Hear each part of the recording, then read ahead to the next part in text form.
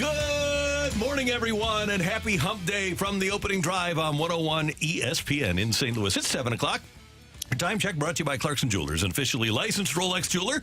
Brooke Grimsley is here, being a Georgia girl today. Kerry Davis is here, Super Bowl champ. He's got his Hazelwood Central Hawks T-shirt ready to rock and roll as they start their season Saturday night at Mobap, correct? Correct. Against Lutheran North. Good luck there. Yeah. And make it over. That should be your high school team. If you're from St. Louis and you really aren't attached to your high school, I know it's weird. Yeah. But Brooke, you could become a Hazelwood. You aren't. You don't have high school here, so you're Hazelwood Central. Can I do that? Is there something I need to do? No, not at all. Just not at all. Get a T-shirt. I'll get you one, and we are good to go. Okay. All right. I'm no longer an Oakland Patriot from Tennessee. Oh no, you can be both. That's going to be your St. Louis high school. Unless we play the Oakland Patriots, which I don't think we will. No. Not when you're coaching. Okay, guys, a number of the day for you. So the last time the Cardinals were really, really, really horrible was 1995. That was a truncated season because they had the strike the year before, and the strike didn't end until into spring training, so they only played 144 games. The 1995 Cardinals finished with a record of 62 wins and 81 losses for a .429 winning percentage. Right now, your St. Louis Cardinals, following a 6-3 loss to the world champion Pirates last night, they have a .433 winning percentage. This is what we're dealing with right now, folks. Historically bad. Yeah, it has felt like this entire season, so I'm not surprised that we have hit the historically bad point. Because there's been so many moments, right, of being this bad. I don't even know what to say at this point. I just want to know how fans feel. I see the anger on social media, but have we just gotten to a point where it's angry, or are you just kind of at the 5 stages of grief that we talked about? I felt like earlier this season. What part of the 5 stages of grief are you at? Total acceptance for me. Acceptance? Yeah. No longer denial. No. Denial's been once anger and rage. We've gotten past that one. Yeah, once they made the trades, I totally accepted my lot in life with this addition to the Cardinals. By the way, over the course of a full season, 1990 is still the standard at 70 and 92, and I think this Cardinal club is going to have difficulty getting to 70. That's so frustrating, so hard to hear. You're watching this team. I mean, we were listening to the sound from Adam Wainwright before we got on. People are trying. I mean, but it doesn't matter if you don't win, and it doesn't matter if you don't play well. You can try as hard as you want. If you can't get the win or you can't have success, it's tough to watch. And I'm sure many Cardinal fans, as we are watching this team, and Randy, you've been watching much longer than I have. Much longer. You are. I mean, at what point we got to watch it, right? Because we work. But at what point do real Cardinal fans say, you know what, man, I don't need to watch this That's today. got to be alarming for ownership, right? When the stands, and Sunday you weren't going to have a ton of people in the stands because it was 9 million degrees. But we're going to get to September, and there's going to be nobody sitting there, and there's going to be no excitement around the team, and the Blues will be getting ready, and we've got our first-place soccer team, and the Thunder, the fall Thunder will be taken away from the Cardinals, because I think that from what I visualized, I was at the Friday night game, and it was a decent crowd, but it was the last Friday before school started, and we had 30,000, maybe 32 in the stands. That's got to be really alarming for ownership and the front office. It has to be, and I hope that it is. I think that it's clear that this season has been a giant wake-up call for the organization, because this isn't just a one-off season in a lot of ways. I think that there is times where it's like, all right, there's a lot of bad luck happening, but it got to the point where you couldn't say it was bad luck anymore. It seems like there's some organizational things that need to be addressed. I hope that they address it this offseason, because the fans do deserve more than what we've seen this season, especially at this point. To me, I think a lot of people maybe are still tuning in to see the development of Jordan Walker, Mason Wynn. Now that he's up, some of these younger players see them get the opportunity. And also, painfully, I think a lot of people were hoping to see Adam Wainwright get to 200, and we've been waiting for that. Not so much. So last night at PNC Ballpark, and Matthew, was that an angry pull off of the? It got hot in here really quick. No, it was just it was just weird because I wasn't expecting it to be hot in here, because even with the AC blasting, it's very hot outside. And I walk in here, it's cold. I got to put on a hoodie, and then I we changed the thermostat and immediately It doesn't normally got go hot that in fast. here, and then I was perturbed. Well, no, that was quick because I didn't know how quickly you were going to go to the cut. So anyway, last night Adam Wainwright cruised through 3, and then in the 4th inning, the Pirates scored on an RBI hit by Connor Joe, and so they led by a score of 1-0. But in the 5th, the newest Cardinals superstar came through to win this ball game anyhow. That ball's driven deep right. Palacios will watch that one sail out of here. What a series for the Palacios gang. It's a tie game on a solo homer. It's 1-1. Richie, best number 67 in St. Louis sports history. Is he the only? Possibly, yeah.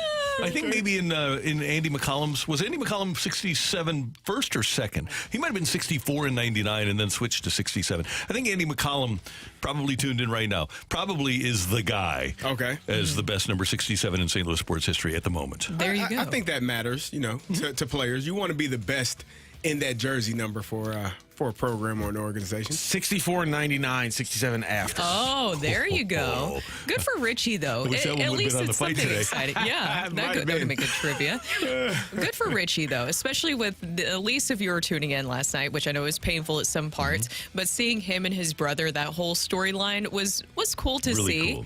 And with Richie, who knows where this goes? I know that you have a prediction of who we will be the next person of, Randy.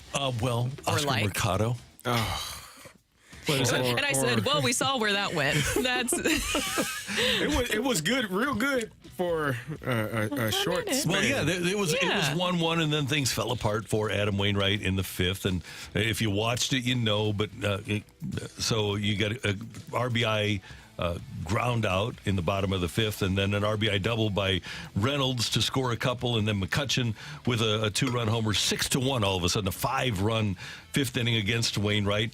But in the 6th inning, the Cardinals were able to get a couple of runs. Contreras with an RBI hit, an RBI double that scored Goldie. Alec Burleson drove one home in the 7th, and there was little action for the Cardinals. I mean, sure, it doesn't happen in the win-loss column, but it's still kind of fun. They're going away, the pitch.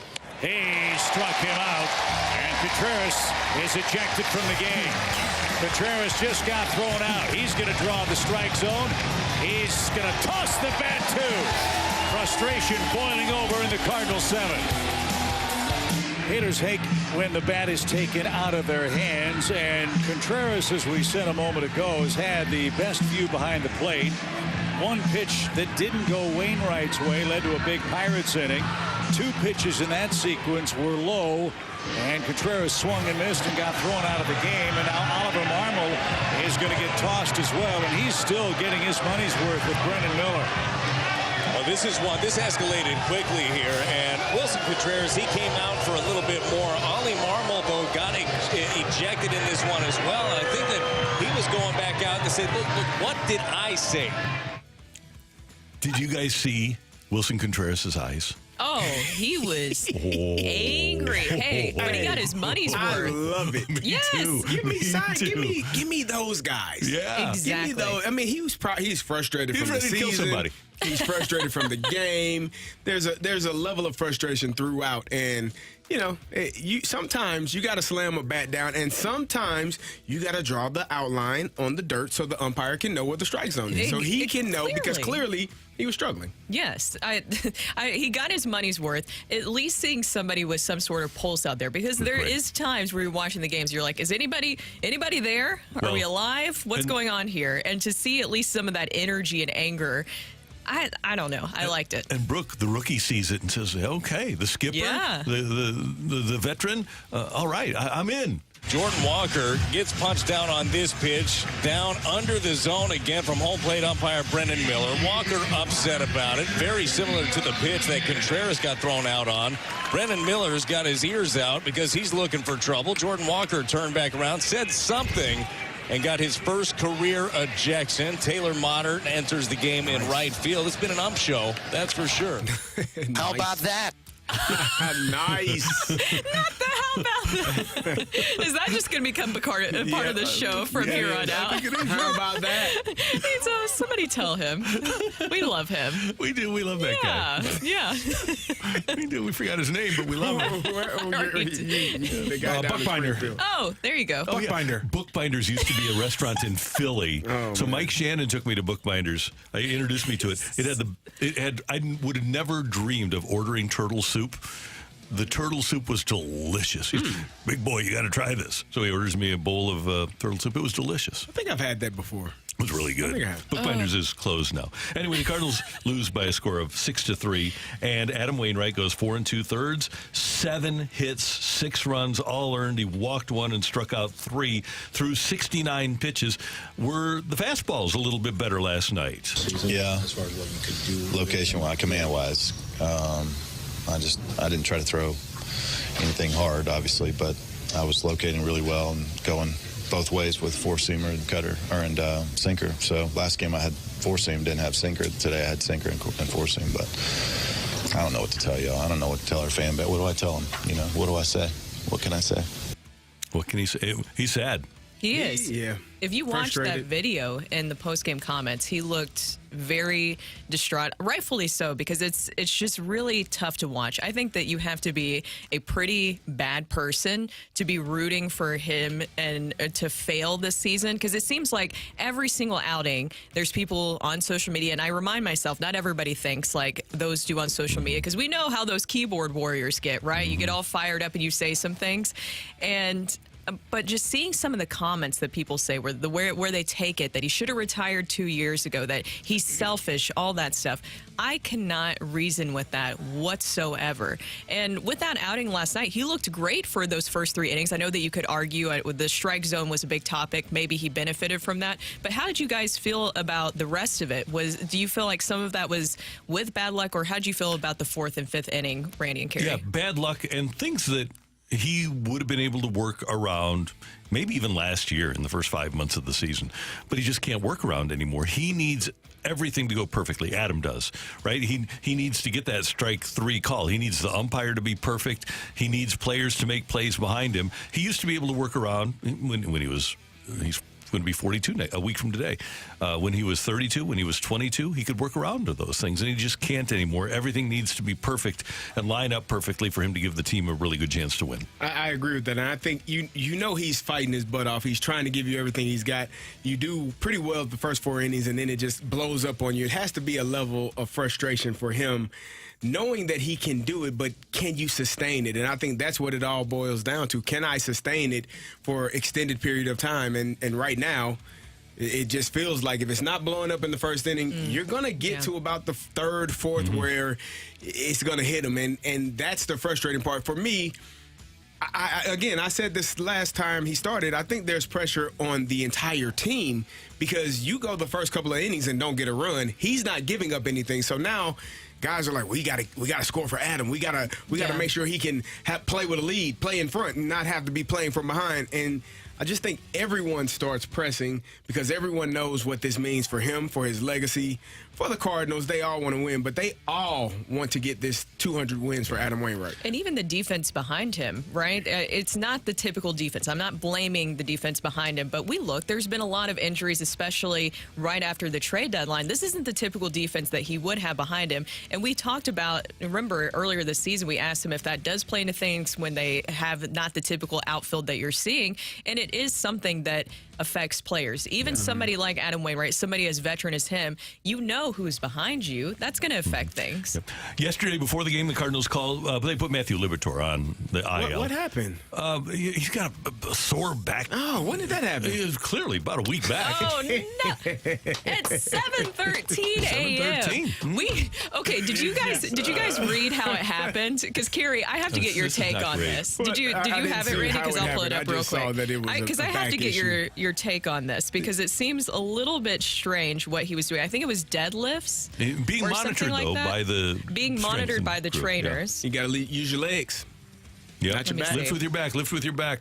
But it's just Brooke, during as you the look it up, the season. Cardinals did, in place of Matthew Liberatore, they called up 33-year-old right-hander Jacob Barnes. Okay. And he joins 35-year-old Casey Lawrence. And of course, as we all know, the Cardinals were counting on 33-year-old Wilking Rodriguez. So here's what I put on the Twitter machine yesterday. Is, look at what Houston did over the course of the last 4 or 5 years. And we know about they found an inefficiency in the international market because players that were older than 16 were considered too old. So they go and they scout 17, 18, 19-year-old guys like Valdez and Urquidy and Garcia and Javier, and they bring them in and they win a World Series.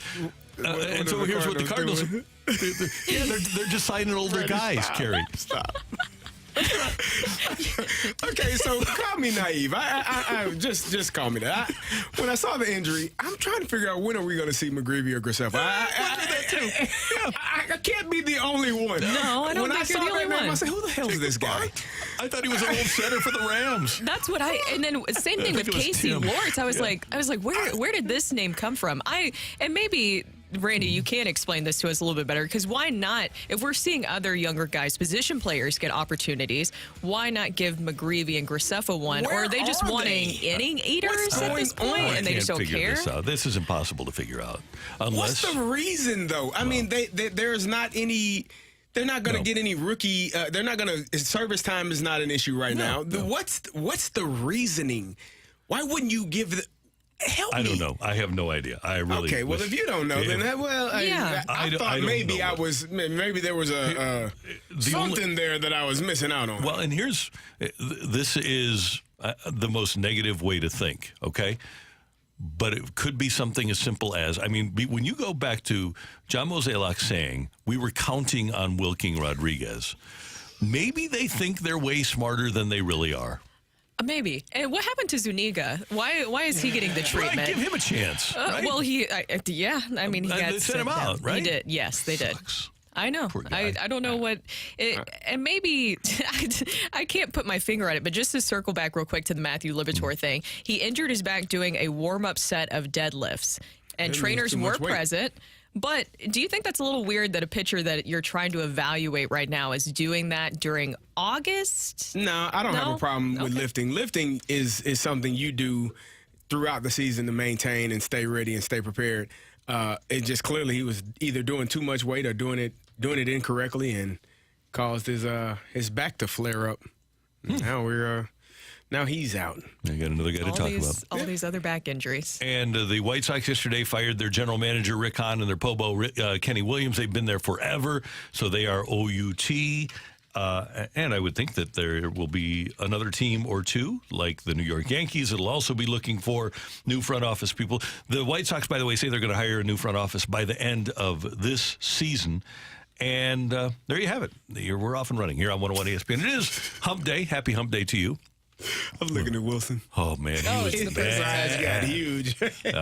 I loved that. I love that passion. It's Ask Uncle Randy Day here on 101 ESPN. So get your text in to the Air Comfort Service text line, 314-399-9646, 314-399-YO-HO. I tested this because we got a new email months ago, and I just hadn't tested it. But you can also email askunclerandy at 101ESPN.com. If you email askunclerandy at 101ESPN.com, maybe you're sitting at your desk and you have a question, feel free to send it to that address, and I will get it, and I will be more than happy to answer your questions. Matthew, anything else we need to get to? Cardinals are 17 games under 500. A break. A break next on 101 ESPN.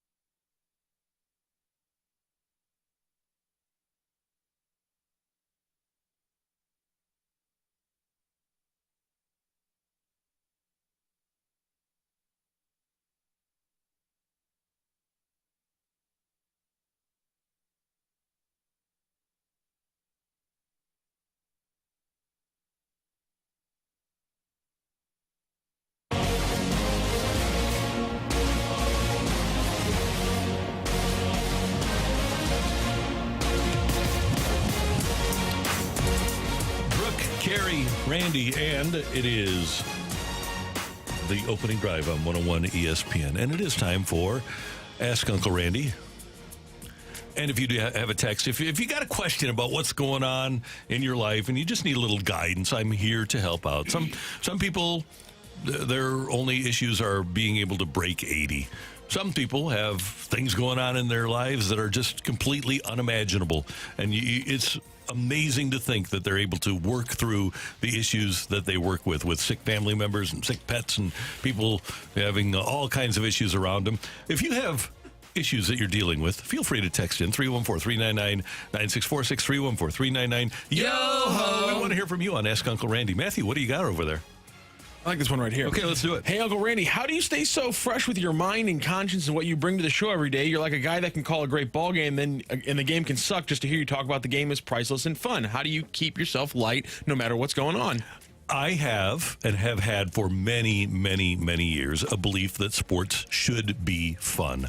I'm not reporting on the war in Ukraine. I'm not reporting on trying to save people. I'm reporting on games that kids play, and I get to talk about it. And they, okay, I'm gonna whisper this because I know John Kioski earmuffs. They stupidly pay me to talk about games for a living, and every problem I have is a first world problem. And so I'm not going to get sad or upset or emotionally down because these guys that are playing a kid's game are having a bad year. And I get it. The other part of it is I get that teams have bad years. I grew up in the 70s watching the Cardinals have bad year after bad year after bad year. I know a lot of people don't understand the concept and they let the team's results drive their emotion. By the way, Jack Buck would literally lose sleep, and he did it for 50 years, and he would lose sleep over bad games and bad teams. So we're all different, but that's the way I do it. I'm able, I think, a lot like players, to emotionally detach myself from the last game and look ahead to the next one. I feel like you have to, right? You can't let anything like that weigh you down. You can only control what you can control, and that is your emotions and your perspective and how you see things.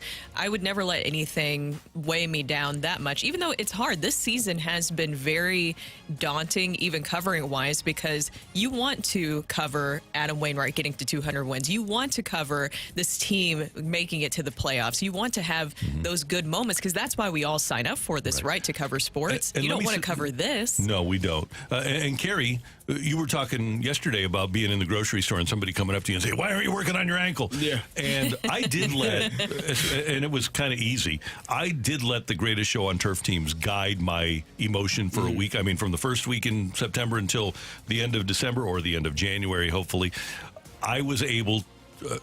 I let that team emotionally drive me. They determined what my mood was from Monday through Saturday. Probably not the healthiest thing in the world to do, but I did it anyway. I think you forgot to mention the mental acuity that is provided by mentality that helps you stay so sharp. Yes. There you go. Well, yeah, that's part of it too. Thank you very much.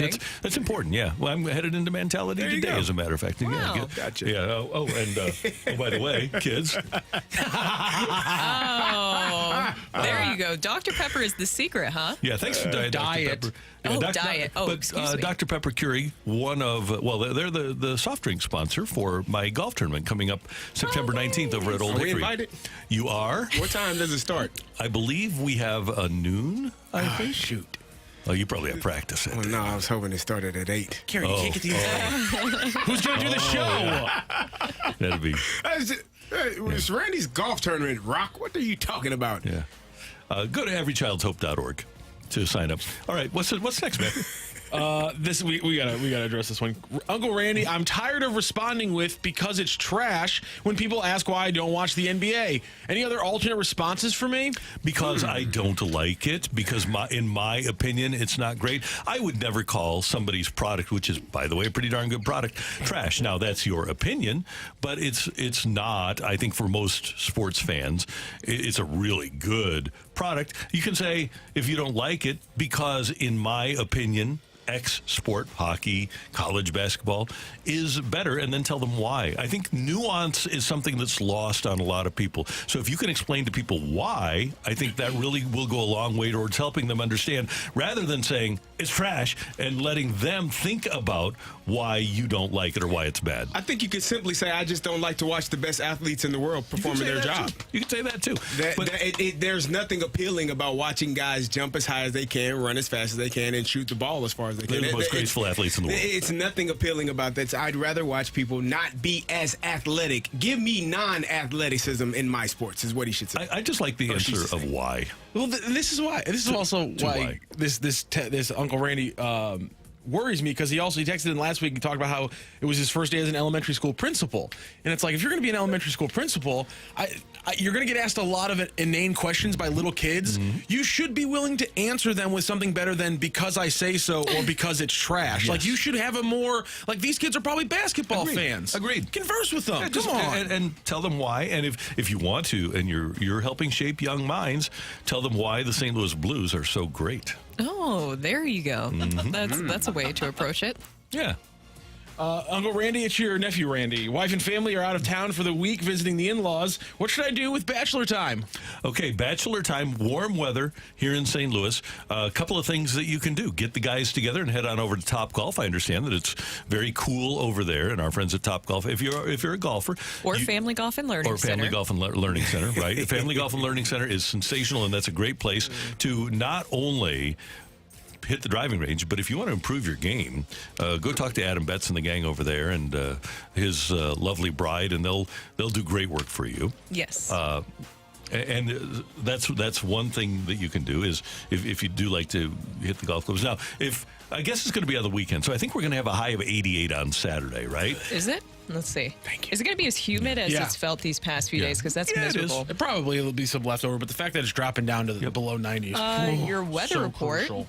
Thursday, 101. Friday, 101. Saturday, 92. And Sunday, 80. Sunday is your day. The pick day. Yes. Okay, so the other thing that you can do on the weekend is, this is week 0 in college football. Have the guys over. Notre Dame is playing overseas in Dublin. They're taking on Navy, and then at 7 o'clock, you've got USC, which I think has a chance to be in the playoff, taking on San Jose State. So get the guys over and watch week 0 in college football. I hate that. I do zero? hate that. Now, I don't hate much, but week 0 is the strangest thing. You hate extra football? I hate that they call it week 0. Oh, okay. It's not week 0. It's the first week. It's week 1. It's week 1. See, I disagree with you. Because this is just like the NCAA tournament. It's not round 1. Those are playing rounds. No. It's not the same.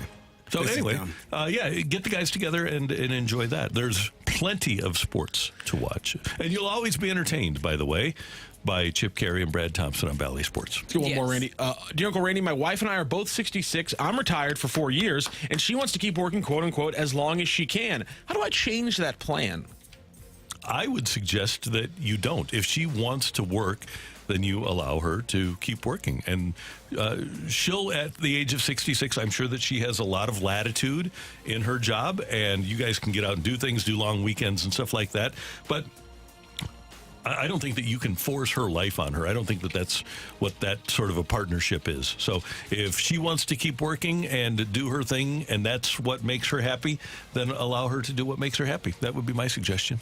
Maybe start planning some trips, or maybe just gently nudge her in the direction of planning some trips. So I do understand the fact that you've worked so hard your entire life.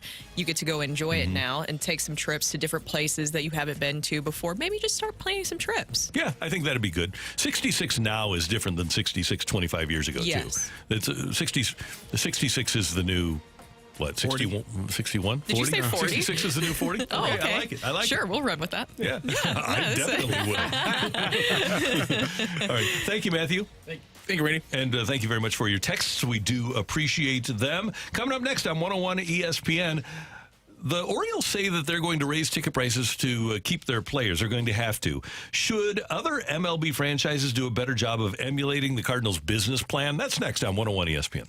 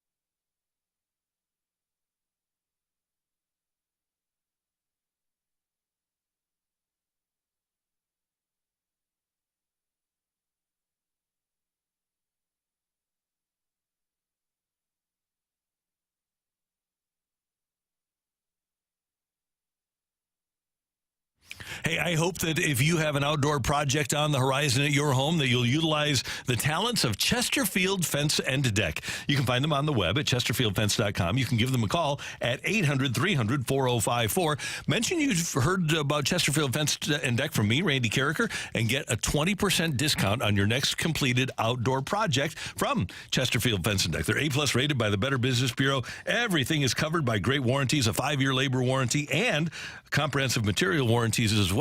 This is a company that's been in business for 55 years. They did my fence more than a quarter century ago, and my fence looks fantastic, like the day we got it, and we're very, very happy with the work that Chesterfield Fence and Deck did for us. Locally owned and operated, they live in your neighborhoods, they work in your neighborhoods, they have a mission to provide the very best in customer service and quality craftsmanship, and they do. Again, tell them Randy sent you at Chesterfield Fence and Deck. Fence, decks, sunrooms, screen rooms, pergolas. Find them on the web at chesterfieldfence.com. Call 800-300-4054. Chesterfield Fence and Deck, the sign you have the very best.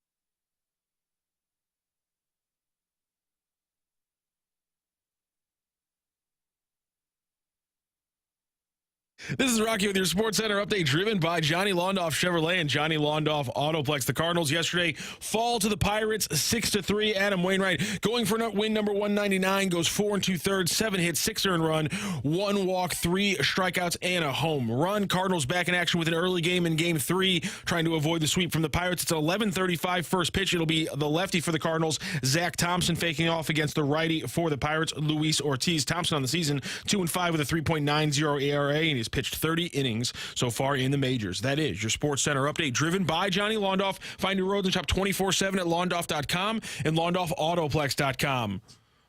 Are you kidding me?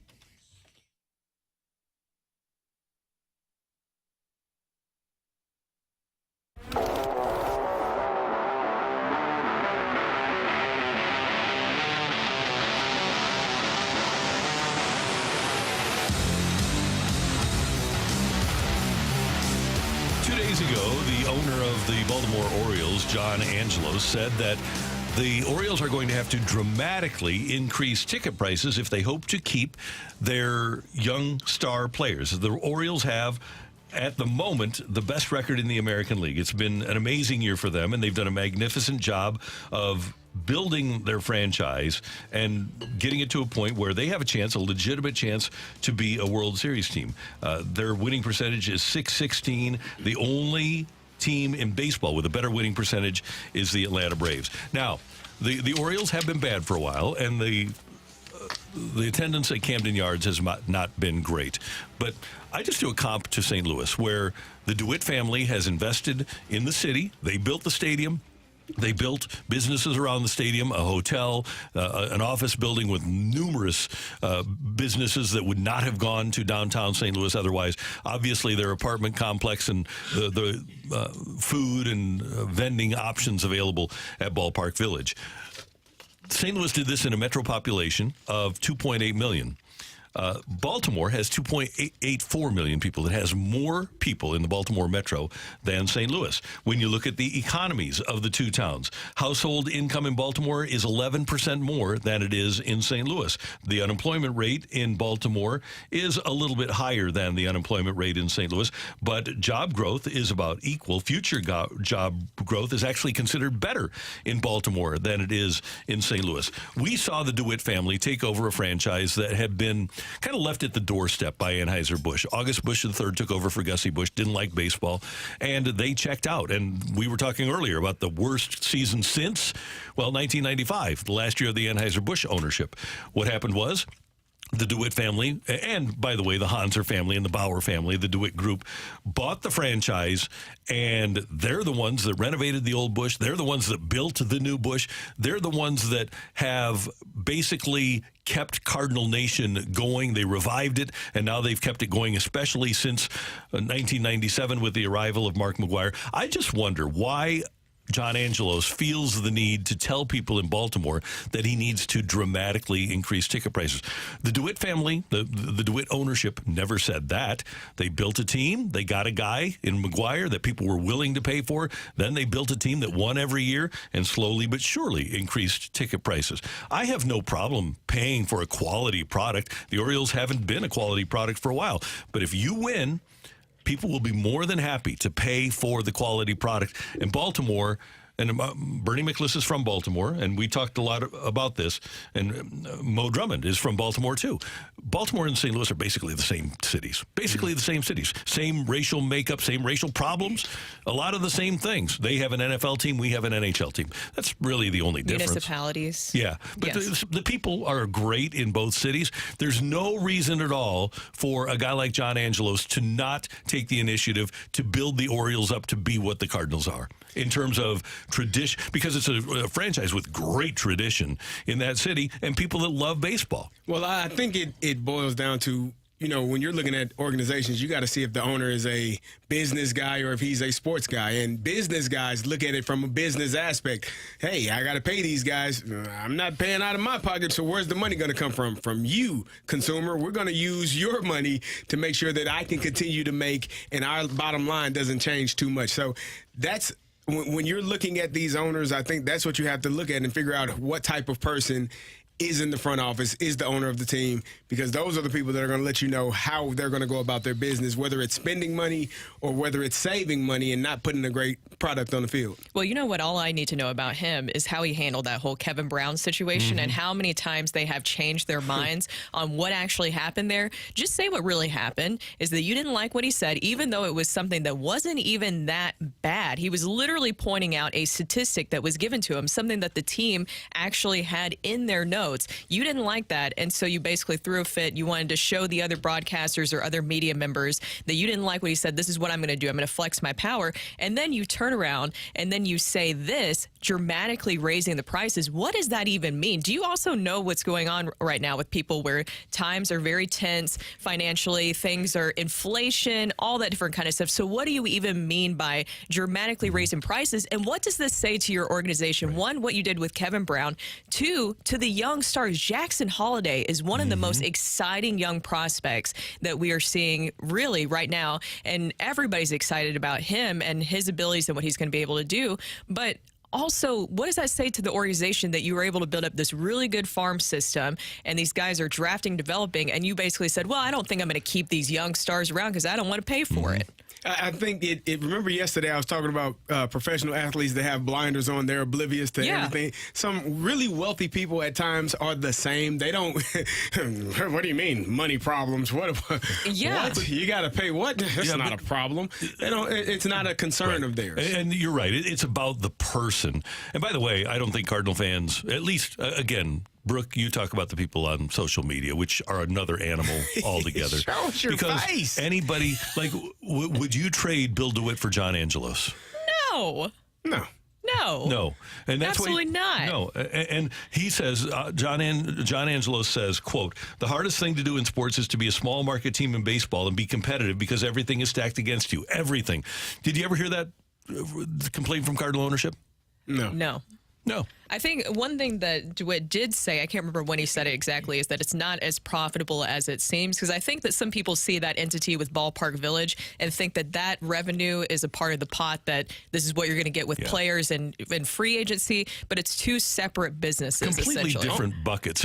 Ballpark Village might as well be in Louisville, Kentucky, another Cordish development. Because you've got, and people might not want to hear this, but you've got a real estate entity in Ballpark Village where people go to hotels and people live, and there are restaurants that are leasing space. That's a real estate entity. The the ballpark, the stadium, the team, that is a different entity. It'd be no different than Hubbard Radio, which owns Reels TV, taking money from Reels TV and putting it into 101 ESPN. They're different businesses. A lot of times individuals own different businesses. I never heard anybody complaining about Bill DeWitt Jr. not pouring money from Arby's into the Cardinals. Look at it this way. Ballpark Village and Arby's are essentially the same. Okay? They have the meats? They have the meats. Yeah. So Oh, my God. they aren't all under one umbrella, okay? There are different buckets for every different business that conglomerate owns. I guess my question, if I'm a Baltimore Orioles fan and I'm looking at our roster, our payroll, you're third to last in the league. Yeah, the only why say teams this in now? front of you are behind you are Oakland and Pittsburgh. And if you have young players, what do most teams covet? Young players, because they are under control. You don't have to pay them right away. So to me, it just sounds like someone spewing words just to say something. You know, we got to pay these guys. When does Jackson Holiday have to get paid? Well, he'll probably be up next year. So 24, 25, 26, arbitration in 27, 27, years, 28, 29. 5 years. So my question is, in what 20, are we talking about? Right. But in 2030, who plays center field for the Cardinals and who plays short? Wynn and Holiday. There you go. Because if ever there was a future Cardinal on the horizon, it's Jackson Holiday. If I was Jackson, after hearing those comments, I'd be thinking of my exit plan of when I would be able to. Trust me, Scott Boras had that the day he was drafted by the Orioles. Scott Boras had the exit plan in place the day Jackson Holiday was drafted last year. And can I just say one last thing about this? Why don't some of the owners, like the sweet John Angelos, just come out and say what they really want, that they want to be like the NFL owners. And we know how profitable the NFL owners are, but the NFL does a good job of also bullying cities into making sure that you do what they want, that you're going to pay for their stadiums. I'm talking about fans paying for their stadiums. And this is what they want, right? This is what some owners want. They want to be able to have the control that the NFL owners do. Here's why. Because the NFL is Godzilla and MLB is a stink bug. Yes. It's true. Yeah. We've gotten to the point where with NFL stadiums, if you don't pay for the stadiums, I'm talking about fans, the cities, then they'll say, all right, we're gone. We interviewed Mike Tirico down the stretch of the Rams' existence here. He was doing Monday Night Football, and he said, hey, there are 32 of these pieces of gold in the world. And if you have one, you got to do everything you can to hang on to it. Now, we had no chance to hang on to our piece of gold. We did everything we could in St. Louis. But he's right. There are 32 of those pieces of gold. And unfortunately for us and for San Diego and for Oakland, we lost our pieces of gold and they went to other cities. But that is the gold standard in sports right now. And love it or hate it. And I hate the business. The product is hard to turn away from. But the NFL does it right. Their business is mammoth, and it's not going away either. It's not going anywhere. No. Tennessee Titans getting that $2 billion stadium that looks like an Xbox. Yeah. There's like an entertainment tax being added. Think about this, though, Brooke. Think about, okay, you open that stadium, and then that's probably the year after Will Levis' first Pro Bowl appearance, right? Oh. He did sign a big Mayo contract. Did you guys see that yesterday? No, what did he do? He signed a lifetime contract with Mayo, or that Mayo company. I can't remember. Is it Hellman's or something like that? Are they going to have a bad offensive line? Hellman's. It's Hellman's, right? That's the brand. That's a good one. Oh, okay. Yeah. He signed a lifetime contract with Hellman's Mayo. I don't know who the left tackle's going to be. Hey, I'm don't signing you up say for the that. Mayo Clinic. Yeah. Okay, He gets an unlimited supply of mayo. I am great with Miracle Whip, okay? I like Miracle Whip. I hate Hellman's mayonnaise. Oh, All due respect to no. it. I don't like Hellman. I don't like mayo, and I like Miracle Whip. I don't know about that. Now, Duke's mayo out of the bottle, different animal. But Hellman's, for whatever reason, I just don't like it. Really? Yeah. So, That's a hot take. Like it is. Like if I'm having totally hot take. If I'm having turkey and cheddar on a piece of toasted sourdough, Miracle Whip. Hellman's, not so much. I like Hellman's. I do like Hellman. So you need to become buddies with Will Levis because he has that lifetime contract. Apparently he puts it in his coffee. I thought that was a joke. I don't know if he's gross. serious or what's going on there. I wonder if he eats it out of a jar with a spoon. He just squeezed it right. Right into his gullet. Yeah. We've got Take It or Leave It coming up. Get your text into the Air Comfort Service text line 314-399-9646, 314-399. Yo-ho! Your hot takes on Mayo versus Miracle Whip next on 101 ESPN.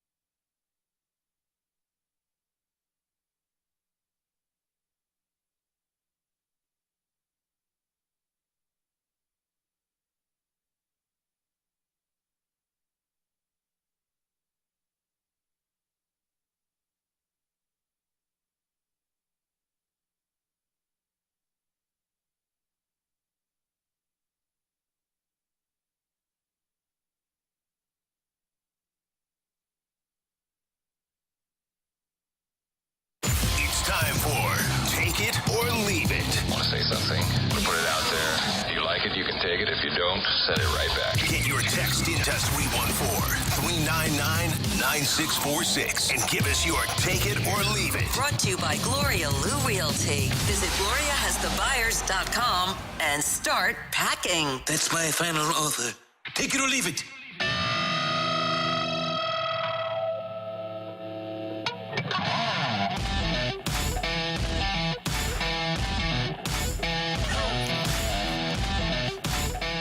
What? You got it. I can't. Oh my goodness, Randy. Shame on you.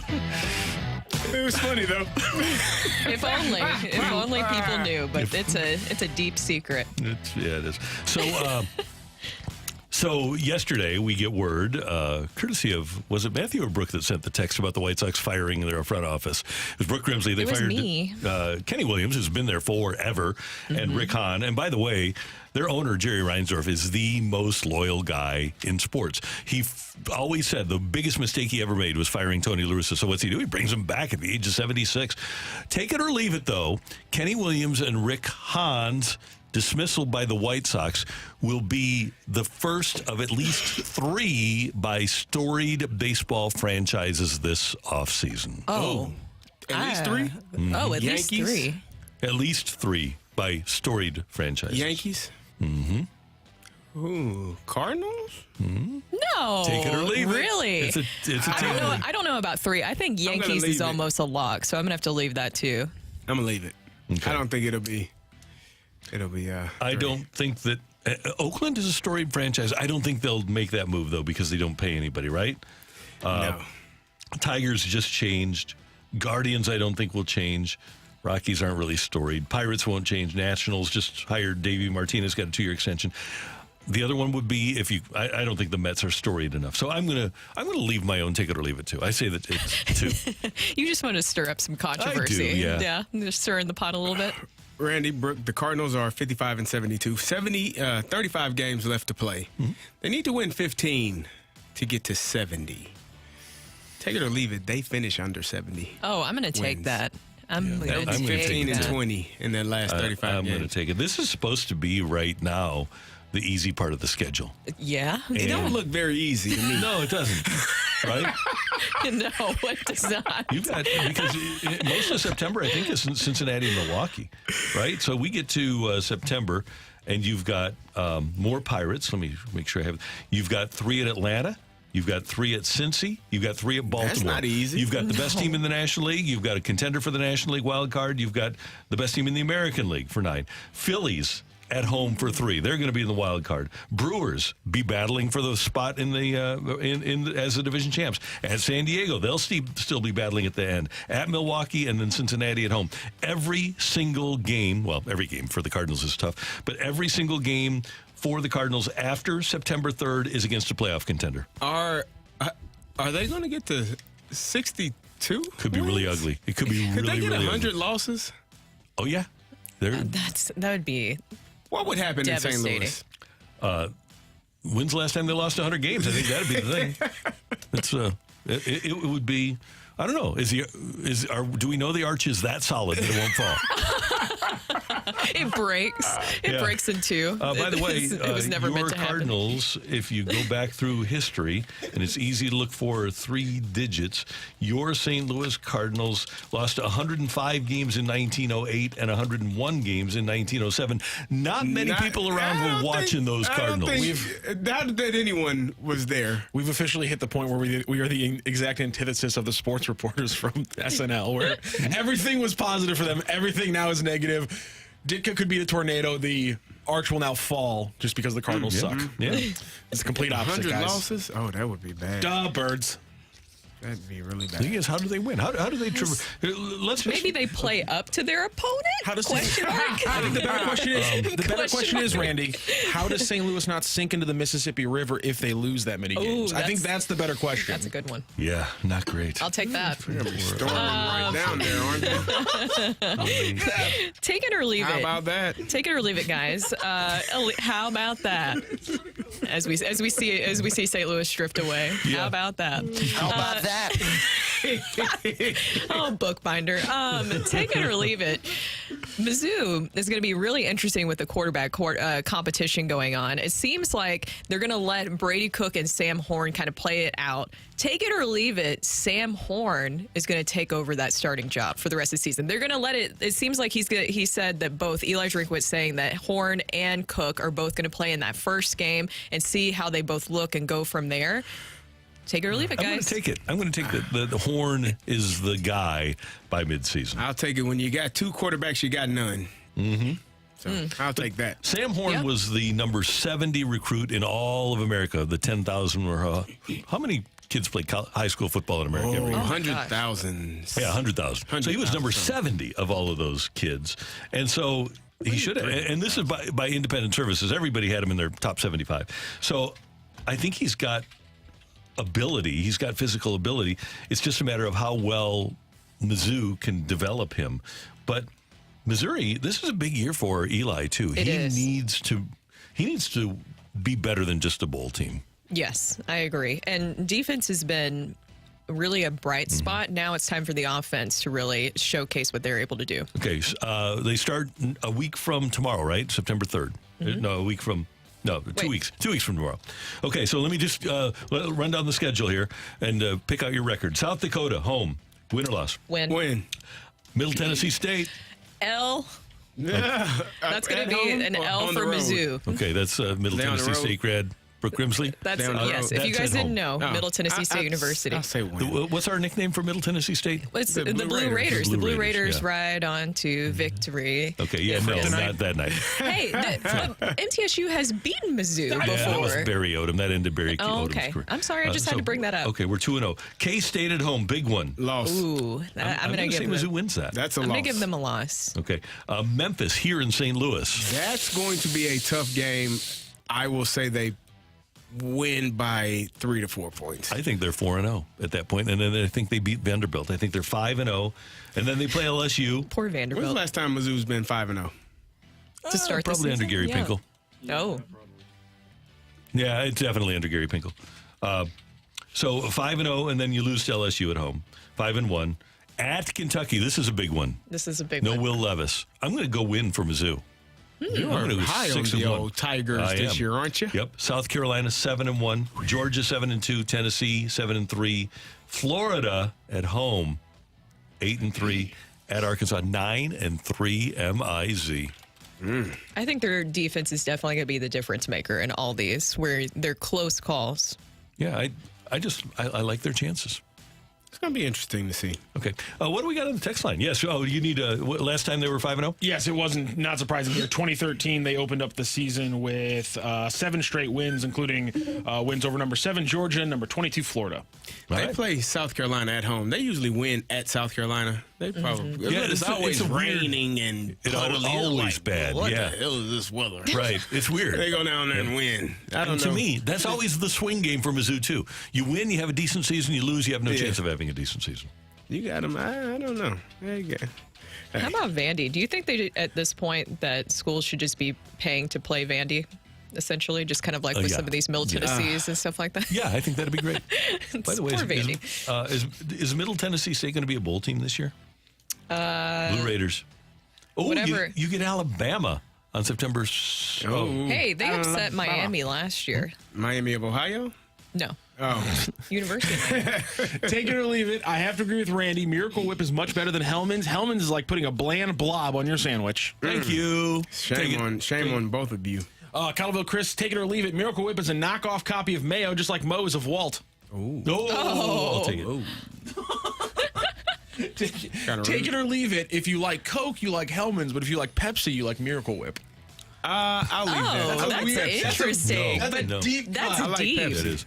You like Hellmann's. Pepsi? I'll take a cold, crisp Pepsi every Plain day. Pepsi over It plain is- Coke. Any day of outta the here. week It's over a it's too Coca-Cola. sweet It for me. doesn't. It doesn't matter to me. It really doesn't. It matters to It me. matters to me. It doesn't And have I to can tell taste. the- I can tell the difference. I'll drink a Coke, but I would prefer Brooke, you said the Pepsi. Brooke, you said the magic phrase because he's saying Miracle Whip and Pepsi people. You say Pepsi's too sweet. I think Miracle Whip's too sweet, which is why I think those go together. I think Miracle Whip. When I taste Miracle Whip, There's it's- layers to this. I don't like. It's not that I don't know how people use Miracle Whip as a mayo because it's sweet. It's like almost like cloying to me. So that one kind of blows my mind. Take it or leave it. This year has had some of the worst ball and strike calls by umpires in a long, long time. Let's get them robots. Take it. Robot umpires. Gotta have them. So what happens with the umpire? They still get to call a play up to the plate. So they just sit there. Yeah, no, Why don't they? Can they just get a lawn chair and I kind of? think they should. I think Just hang out. The way it'll work, we'll have a challenge system. So a team will be able to challenge a certain amount of pitches during the course of a game. But it'll They should cause get a folding chair. Just sit That'd there be and great. wait for a player to play out. Carry the Union Buster Davis over here trying to take down the umps. Yeah, you have to have an ump show every once in a while. Thank you, Matthew. Thank you, Randy. And thanks very much for your text. Coming up, how important is team chemistry? And could that be part of the Cardinals' problem? That's next on 101 ESPN.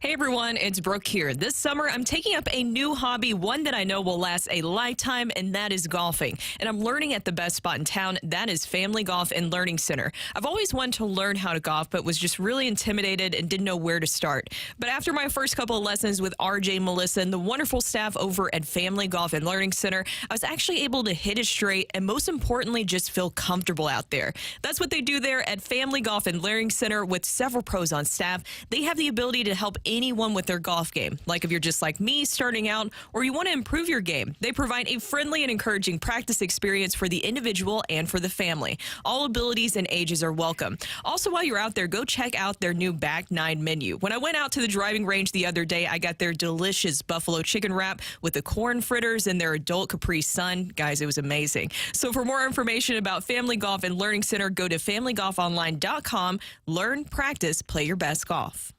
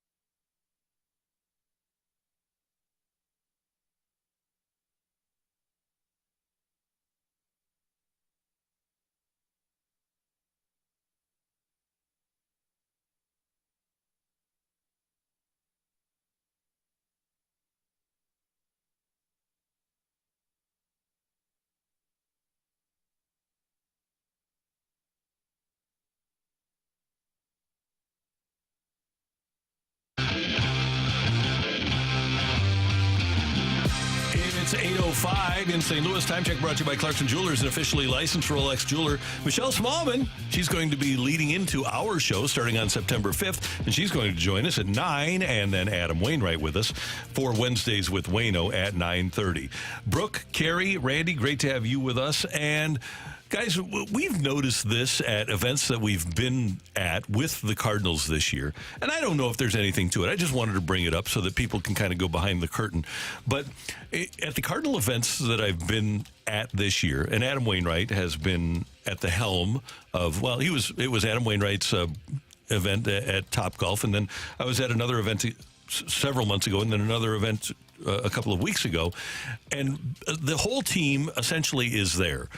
And most of the team, and this is even before the trades of Flaherty and Montgomery, is together as a group. But then for whatever reason, Willson Contreras seems to be off by the side. And I thought it was notable a couple of weeks ago when we did an event. The Cardinal Wives did an event for the Make-A-Wish Foundation. And most of the players were in the back and easy to introduce, and that they would raise their hands and wave. And then Willson Contreras was in a completely different spot in the room with a group of people, but not around his teammates. And I wonder if I should take anything out of that on 3 out of 3 times where I've been at events with the Cardinals, Willson Contreras has kind of been standing by himself and his teammates have been elsewhere in the room, commiserating with each other. Carrie, you're a professional athlete. Mm-hmm. What do you take out of that? Anything? I mean, it could mean something. It could mean nothing. You would have to know their personal relationship inside that clubhouse to know who deals with who doesn't, how they all are functioning. I will say that if he's at the event, that probably means that they think highly of him and he thinks highly of them.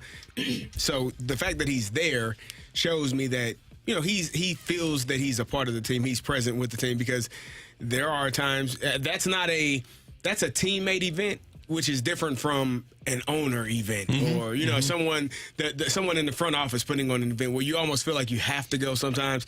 But when it's a teammate, if you don't like the guy or you don't like the guys, you can stay home.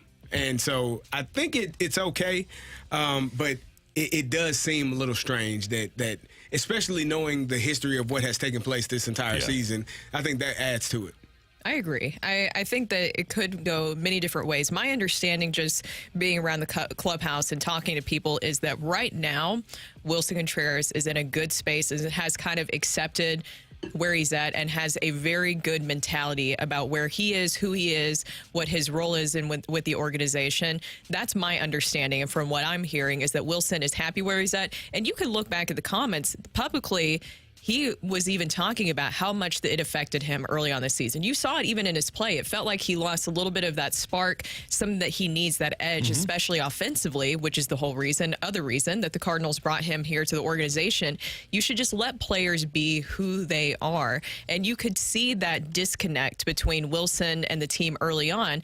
But it seems like now that whole public kerfuffle has played out a little bit more, and then you got past those comments with the Yankees even. I was very surprised that was still being discussed whenever the Yankees were in town. I know that it was likely Jordan Montgomery that talked to Michael Kay about that. I'm sure that brought up some more bad feelings, but my understanding is that Willson is in a very good place with where he's at right now, and you can tell that, I think, with how he's presenting himself on the field. I know he was angry last night, but to me, that was a good sign because that shows that he cares. And now I want to add a couple of things here. Number one,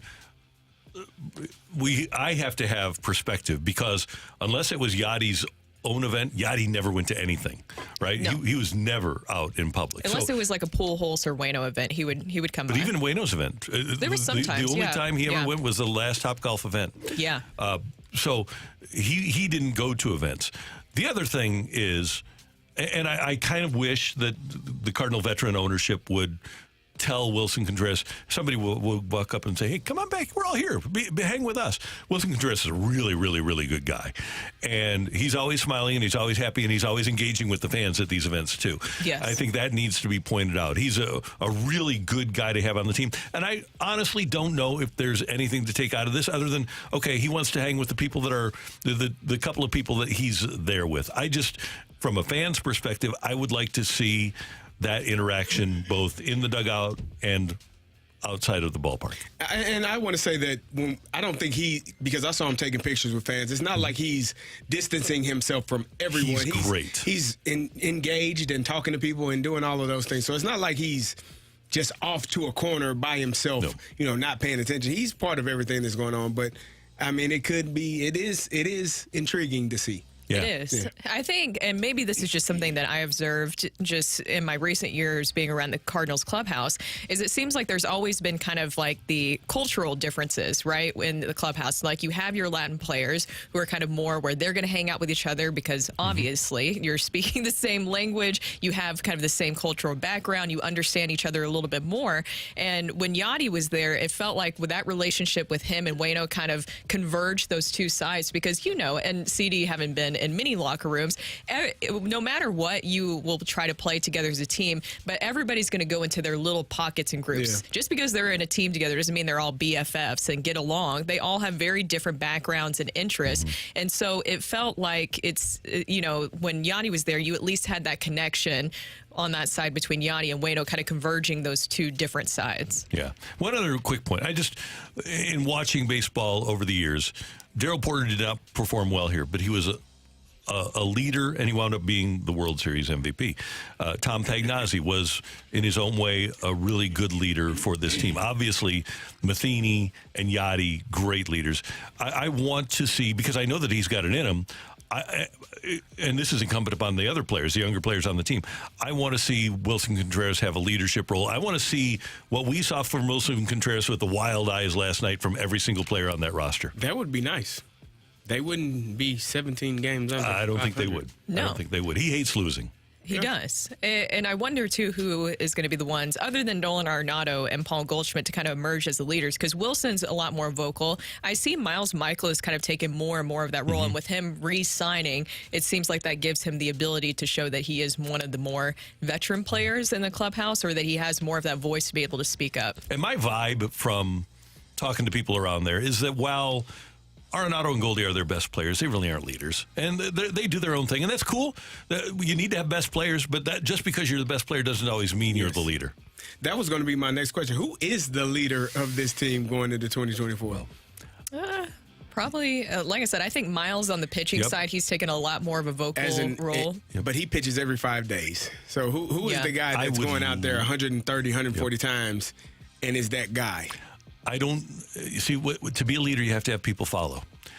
I don't know if Andrew Kisner is that guy. or if he'll play enough. Jordan Walker certainly has a personality. He's got the competitiveness. He's got the quality of play. I would love to see Jordan Walker emerge. But again, when you have Arenado, Goldschmidt, Contreras, are there enough people? I would say the rest of the group will follow Jordan Walker, right? Including Tommy Edman. But I don't know if the big boys will. And maybe you don't even need them to. I think Jordan Walker is the guy that, to me, shows the most potential to be that guy. Well, it makes him win.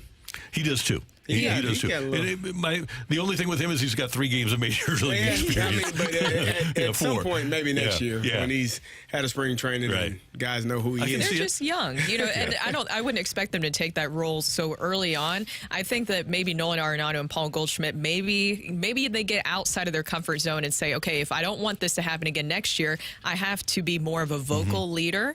And I know that Nolan works with certain players, be more of a vocal leader, and maybe they'll take that step forward next season, because I think that was another big part. Team chemistry is definitely one of the things that we saw that the Cardinals suffered with this season. Harrison Bader's a free agent.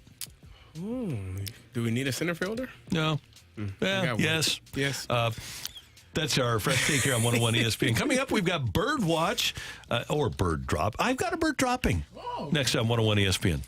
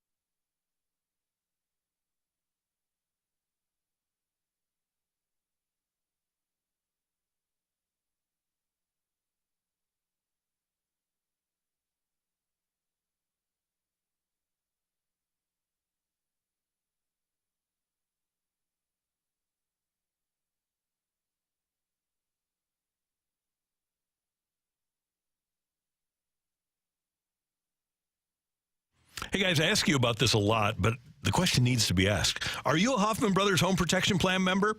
If you're not, what are you waiting for? For as little as $34 a month, you can join the Hoffman Brothers Home Protection Club. And as part of their home protection plan, you not only get 2 semi-annual visits to your heating and cooling system, but free filters shipped to your home. I saw the filters in my basement last night, as a matter of fact. You get discounts across all of their home service lines: heating, cooling, plumbing, electrical, sewers, drains, and appliances. Hoffman Brothers is fantastic at what they do. And the best part is you can schedule your service online 24/7 at HoffmanBros.com. That's HOFFMANN, HoffmanBros.com. Call to join the Hoffman Brothers Club today. The Carricker family, proud members, and you'll love it as well. Hoffman Brothers, an independent American Standard heating and air conditioning dealer. Some memberships are more based on how many systems are in the home, so not everyone is $34 a month based on home size, etc. Again, it's Hoffman Brothers in St. Louis. It's the company to be in business with. 314-664-3011, HoffmanBros.com.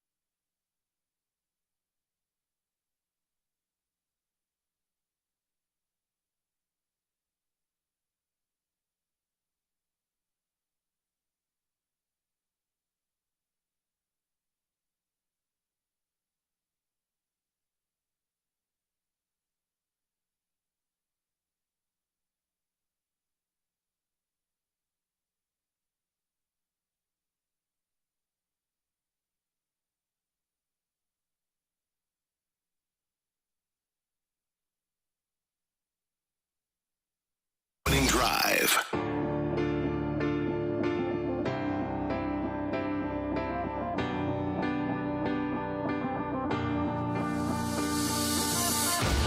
Okay, time for Bird Watch / Bird Droppings here on 101 ESPN. And kids, I'll get things started here. Okay, all due respect, Casey Lawrence, who's pitched well for the Cardinals, or Jacob Barnes, called up yesterday.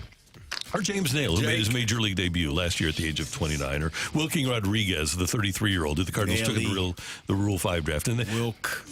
Yeah, well, Wilkie. we were counting on him. So why are we, with all due respect, why are we counting on a 33-year-old who hasn't pitched in organized ball since 2015 and made one appearance in the majors in 2014? Why are we counting on him in 2023? Why are we counting on Casey Lawrence, whose last appreciable time in the majors was 6 games where he had a 7.50 earned run average? Why are we counting on a guy like Jacob Barnes, who at the age of 33, Lawrence is 35, by the way. Jacob Barnes, his last appreciable time in the majors, 22 games with Detroit with a 6.1 earned run average. Why are we what's going on here? Nails. They got good nicknames. Yeah, well, okay, that's got good. good. Casey at the bat. Casey. Yeah, Barney. JB. JB. He's a combination of Jacob Bell and Tim Barnes, a There couple of you former go. Rams 15 and 65 offensive linemen. Okay. In the immortal words of one of the favorite guests on this show that Matthew always gets, Taylor Twellman. Yeah.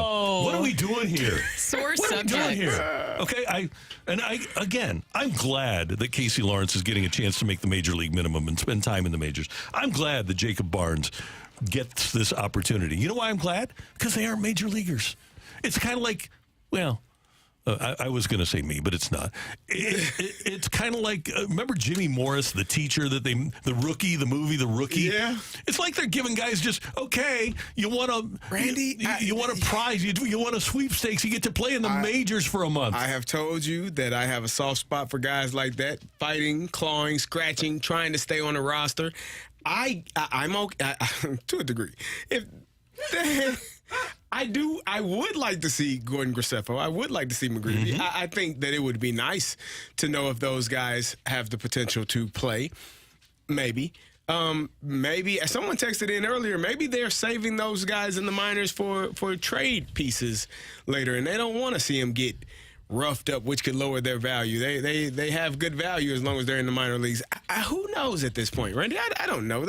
You got a good group of guys, man. Yeah, good guys. Good group of guys. Okay, so good group of guys ain't gonna win you much of nothing. One of my all-time favorite lines, Jim Hannafin, down in up in Charleston, Illinois, one time training camp. He would have his media get together. There were like 6 or 8 of us. Claves win every year, all the time.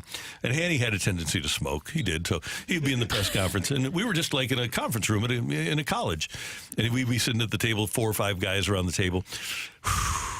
Fellas, we got a hell of a group of guys this year. Don't have a player in the bunch, but we got a hell of a group of guys. If you ain't gonna win, at least you want to be around good guys. I can tell you now that I will tell you for sure. If you're around a bunch of Richards, it's already hard enough on the field. At least be good guys off the field. And Hanny was just joking because he always had good talent here, but it was very funny, and I go back to that. But here, Barnesy, not Brad, who deserves a chance at the major league level apparently. 253 career games, 4.69 earned run average, and Casey at the bat. Casey Lawrence, who has actually, going to give him credit here, has pitched well.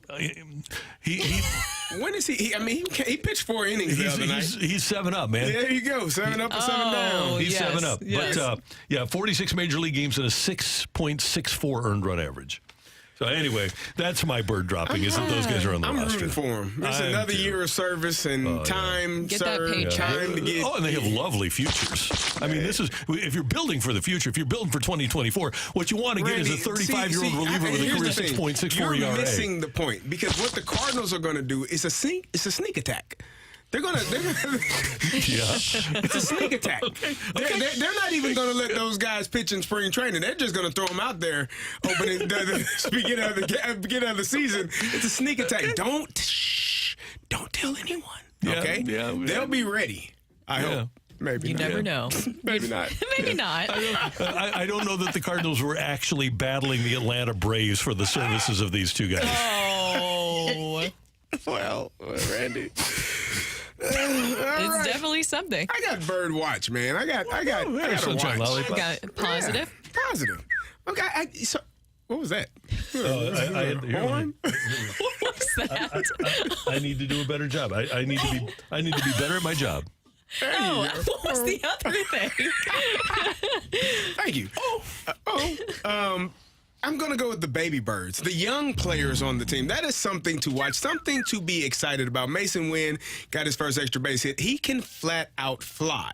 So if he hits the ball in the gap, he's probably going to be standing on third at some point. And at some point, he will be at the top of the lineup, maybe next year. Hopefully, we can get him there, followed by some stud hitters that can get the job done. Jordan Walker doing a fantastic job, still learning the outfield position. Ivan Herrera is doing a great job down in the minors, 951 OPS, 301 batting average. It's going to be intriguing to see how that catcher's position pans out for next season. I still think that Kisner won't be on the roster. I think he's a good piece for a solid backup for another team, and so the Cardinals could get something if they coupled him with someone else to trade. But these young players are going to be the core of this team. You add Nolan Gorman to that as well, to that group as well. These guys are going to be really good for the foreseeable future for this Cardinals team. Don't look at the record right now. It's bad. Yes, You might not get to 62 wins. I don't know. But, next year, you might only have 62 losses. I don't know. It's possible. So, it could happen. it could happen. A lot of things could happen between now and then. We've seen it. That's a good way to look at this season. A lot of things can happen. That's definitely been the motto. I think it'll be very interesting, especially whenever Tink Hintz gets into this conversation next season, and even Victor Scott. Had that young group of Mason Wynn, Jordan Walker, Victor Scott, Tink Hintz. That's really exciting. It's probably not the best group for a manager that doesn't like to bunt or run. It's a sneak attack. A sneak attack. All right. Well, my bird droppings, guys. So, yeah, I'm sorry. I'm sorry. What happened to the We're going to have to sunshine? talk about the Cardinals' woes with the bases loaded. So, Bally Sports Midwest put this nice graphic. I wouldn't say nice because it's actually terrifying when you look at it. The St. Louis Cardinals' all-time fewest runs with the bases loaded. So, this season, 61 runs with the bases loaded. 2020, 64. 1994, 84, 1978, 84, 1981, 85. What was going on during a lot of those other years that I listed? 2020? COVID. 1994? Strike. 1978? Bad team. Bad baseball. 1981? Strike. Why are we seeing this situation? Because we know that when you look statistically, the Cardinals offense is actually really good. It doesn't make much sense why they're not able to capitalize in clutch situations like that with the bases loaded. It's bizarre. They're gripping the bat too tight, not clutch players at this point in their career. I don't know. It's something to take a look at and try to figure out what's going on in those moments, why they can't. Maybe it has something to do with the lineup construction, who's batting where and when. I don't know. But then we've seen Paul Goldschmidt. There's been times where the bases have been loaded, and even Paul Goldschmidt, one of your superstars, reigning National League MVP, and this is nothing against him because this is all the team, but there's been so many situations with the bases loaded this season where we haven't been able to see even some of the stars of this team capitalize on those moments. And I don't know what that is, but it's very interesting that you compare those years and you're like, well, what was it this year? And somebody texted in the World Baseball Classic, which maybe but of course it just really threw everything off. So yes, the Cardinals only scored 61 runs with the bases loaded this season. We were talking earlier about the 2013 team, which, by the way, hit 330 with runners in scoring position for the whole season. 330 for the year with runners in scoring position. That team, with the bases loaded, hit 370 with a 935 OPS, and they scored 135 runs in 127 at-bats with the bases loaded. That's pretty dang good. How do you fix and somebody just texted this in, they don't give a damn about situational hitting. How do you fix that going into next season? You give a damn about it? Yeah, hit the but ball what to the right happens? side. It's focus, yeah. It's focus and doing the little things. And here's one of the things is even though the Cardinals, they don't strike out a lot, they aren't great situational hitters. It doesn't appear. No. One of the things that is a really good thing to do is maybe choke up a little bit and get your bat on the ball with the bases loaded and less than 2 out. Well, even the Pirates last night, they played some small ball. I mean, somebody bunted. That was incredible. That's I didn't even know you could do That's it. against the rules. They did a what? They bunted. That's What's against that? the rules. We changed that with the rule change. It was Yeah. something where I the think you batter would can. hold the bat and just tap yeah, it. I remember that. Yeah, that was 40 years ago. Change. Don't worry about 40 it. years That's ago. old. Yeah, you can't do that now. No, that was an before illegal Ali Marmol play. was born. Coming up next on 101 ESPN, we've got The Fight. Stick around.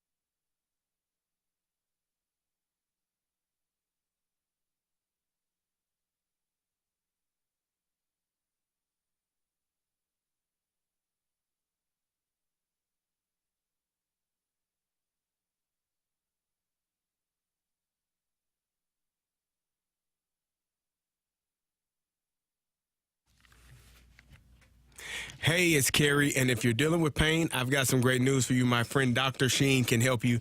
Look, I know all about pain. I've been dealing with pain for quite some time. Multiple surgeries, knee surgeries, hip surgery, shoulder surgeries, and I thought I was going to have elbow surgery until I met Dr. Sheen, and he taught me about PBM. PBM is simply photobiomodulation. Big word, easy explanation. It's light therapy that helps you heal. The light stimulates the cells in the damaged area, which allows your body to heal itself faster, decreases inflammation, and it helps eliminate pain and discomfort.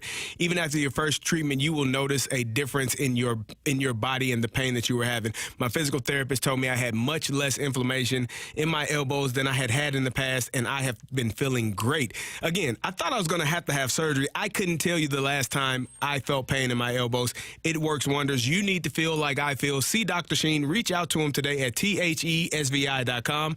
That's thesvi.com, and tell him Kerry sent you.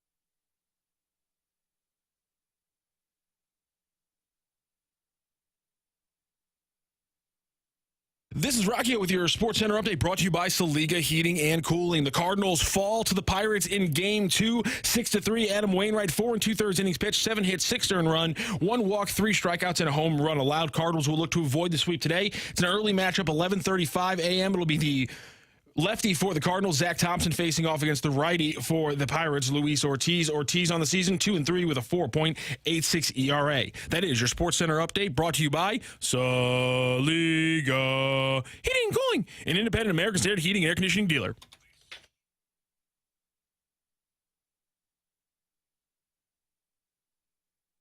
Welcome to the fight. In the red corner, Average Joe Listener. And in the blue corner, the undisputed king of morning drive. Please welcome Randy Carricker.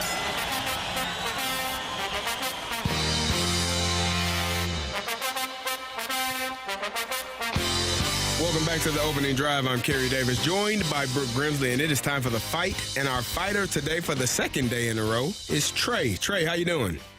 I'm doing well. How are all you? I'm doing wonderful. I always like to know how people celebrate their victory over Randy Carricker. You beat him 1-0 yesterday. I'm sure that had to feel wonderful. Yeah, it felt wonderful, except I had to go to school following it. So. Well, you can kind of feel a little bit better going into it. Yeah, well, I got to tell all my friends, so that was fun. Good Nice. job. All right, you ready to take on Randy today? I'm ready. All right, here we go. Which blue blood was the last school to appear in back-to-back men's Final Fours? Is it Virginia, Duke, or North Carolina? North Carolina. The last time the Cardinals finished last place in their division was 1990. Who led the team in home runs that season with just 15? Was it Todd Zeile, Pedro Guerrero, or Terry Pendleton? Terry Pendleton. On this day in 1999, Rick Ankiel made his Major League debut. Other than the Cardinals, for which other franchise did Ankiel play multiple seasons? Ooh. Is it the Mets, the Nationals, or the Astros?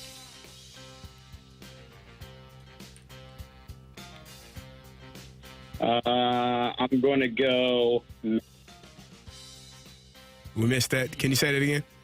I'm going to go with the Mets. Question number 4. Which two current divisions have never had their teams face off in a Super Bowl?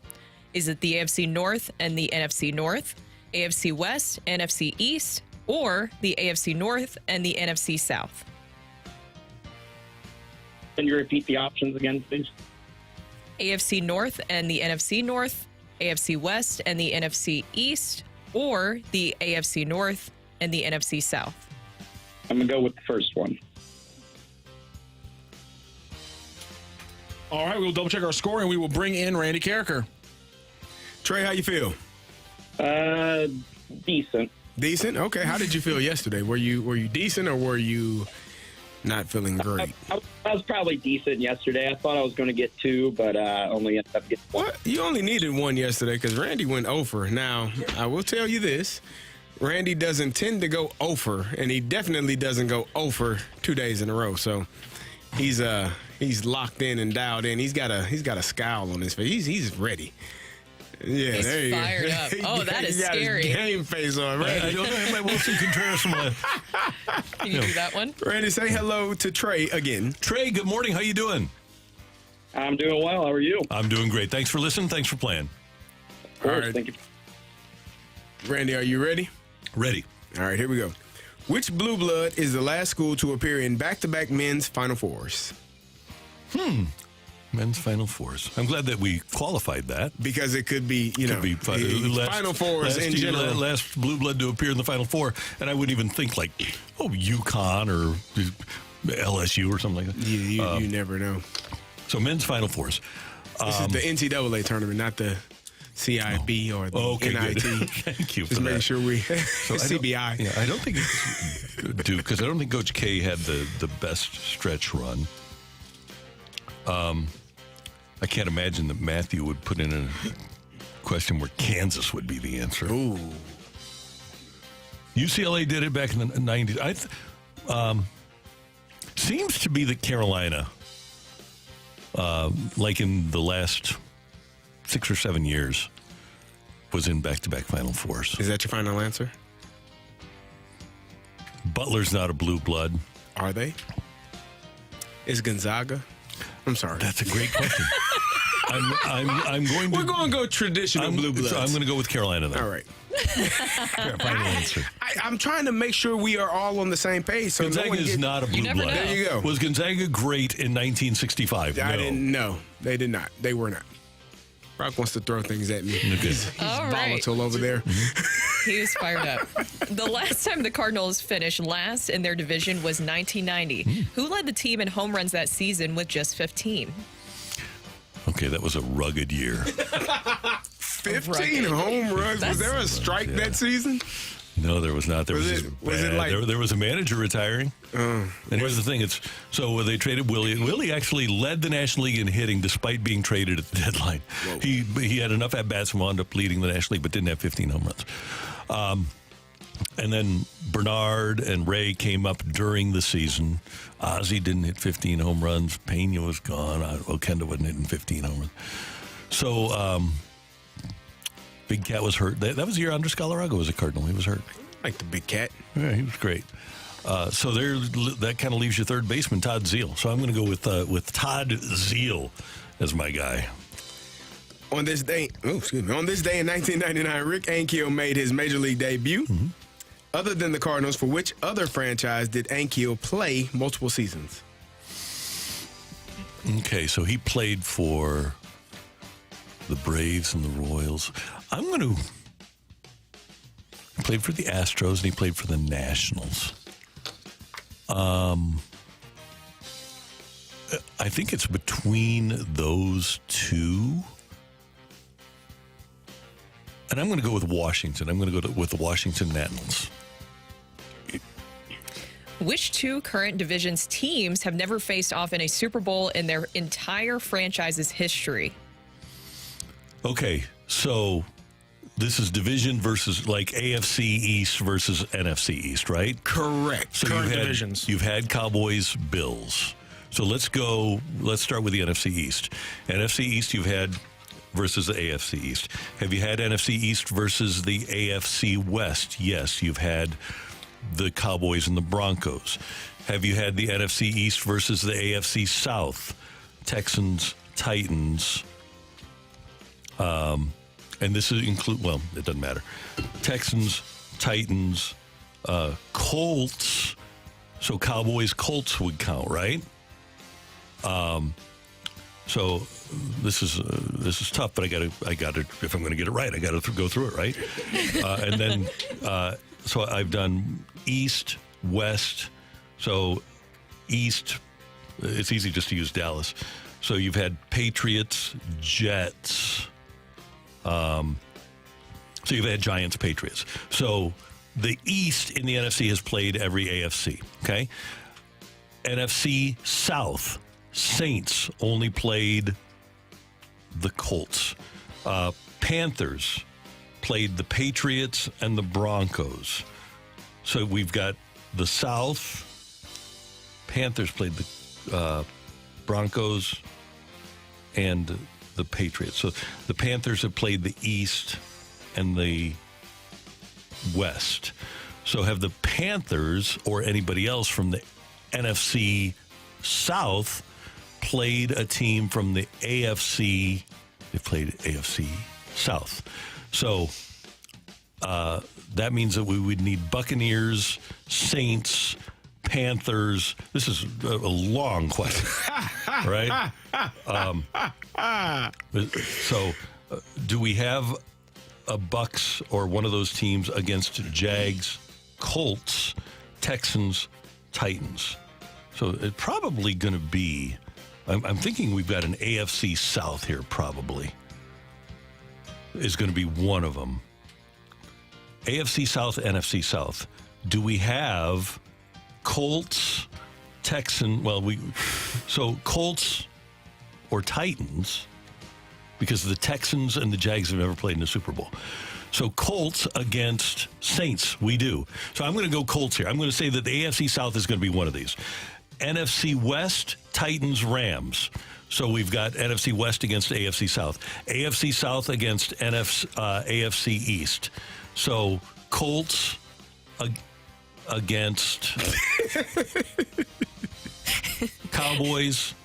Colts, we do have Cowboys. So, okay, it's not the AFC South. So we've got that. So let's go to the NFC West. Okay? So you've had the Niners or the Rams, probably not the maybe the Seahawks or the Cardinals, against AFC West, Niners, Chiefs. AFC East, Rams, Patriots. You still have a lifeline if you'd like it. Sure, I'll do the lifeline. Okay, all right. I was wondering when that was coming. Okay. Well, it's pretty. I can do it. It's just it's a long, drawn out question. So you do want this? I'll do the okay? lifeline. Sure. Your options are AFC North, NFC North. Okay, let me just do this first. AFC North versus. So you've had Packers against Steelers. You've had it. Okay, so that one is not it. AFC West, NFC East. AFC West, we already did that, so that has happened. Broncos, Cowboys, and Broncos, Redskins, and Broncos, Giants. I mean, we've got all of those. So what's the next one? AFC North, NFC South.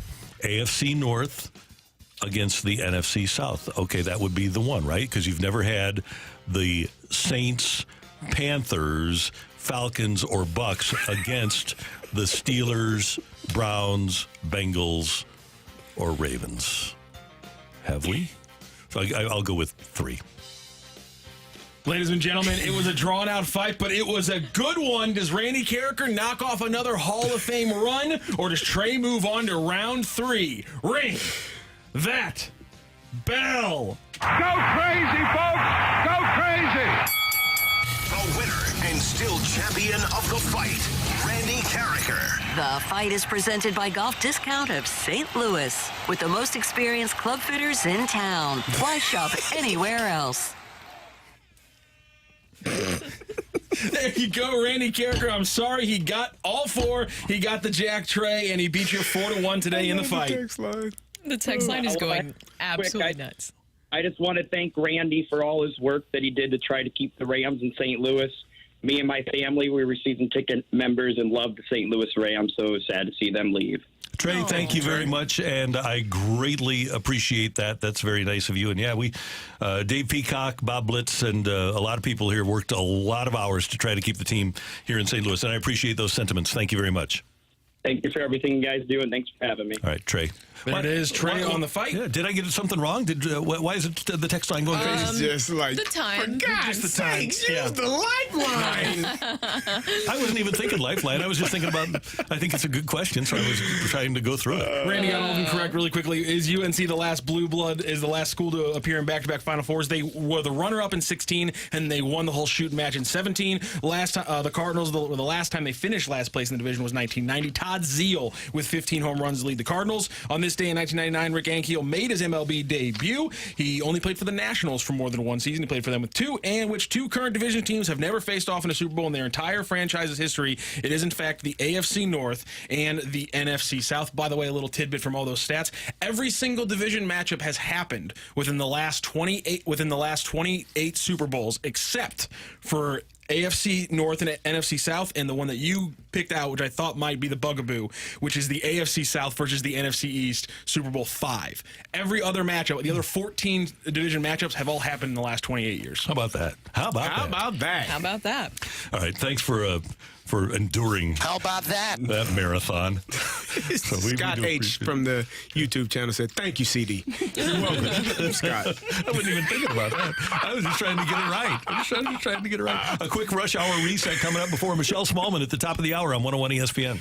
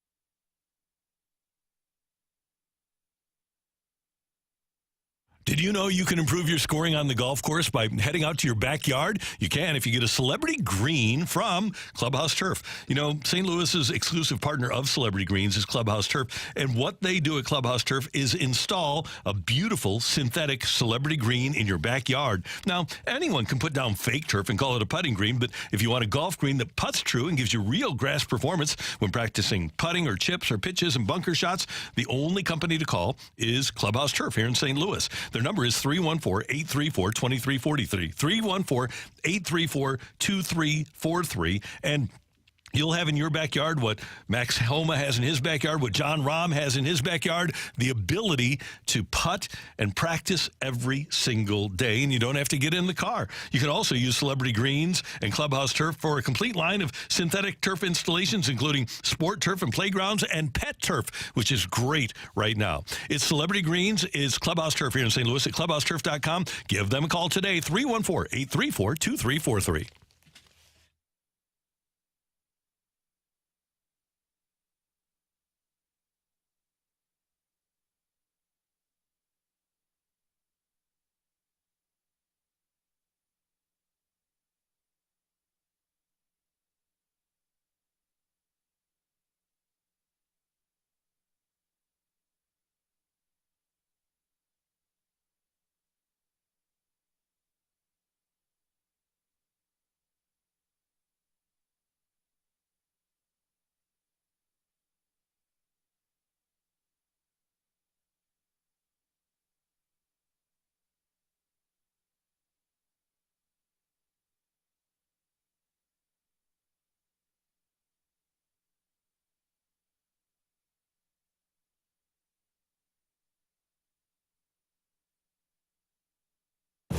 It's time to recap the biggest sports stories of the day on the opening drive with a Rush Hour Reset. Brought to you by Clubhouse Turf, your exclusive partner of Celebrity Greens. We're redefining private golf.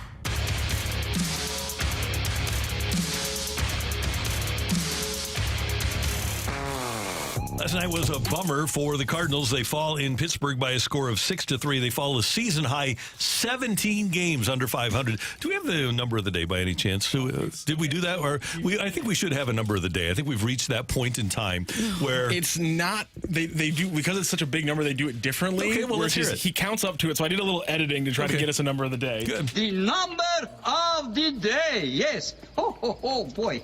I wonder what the number of the day could be.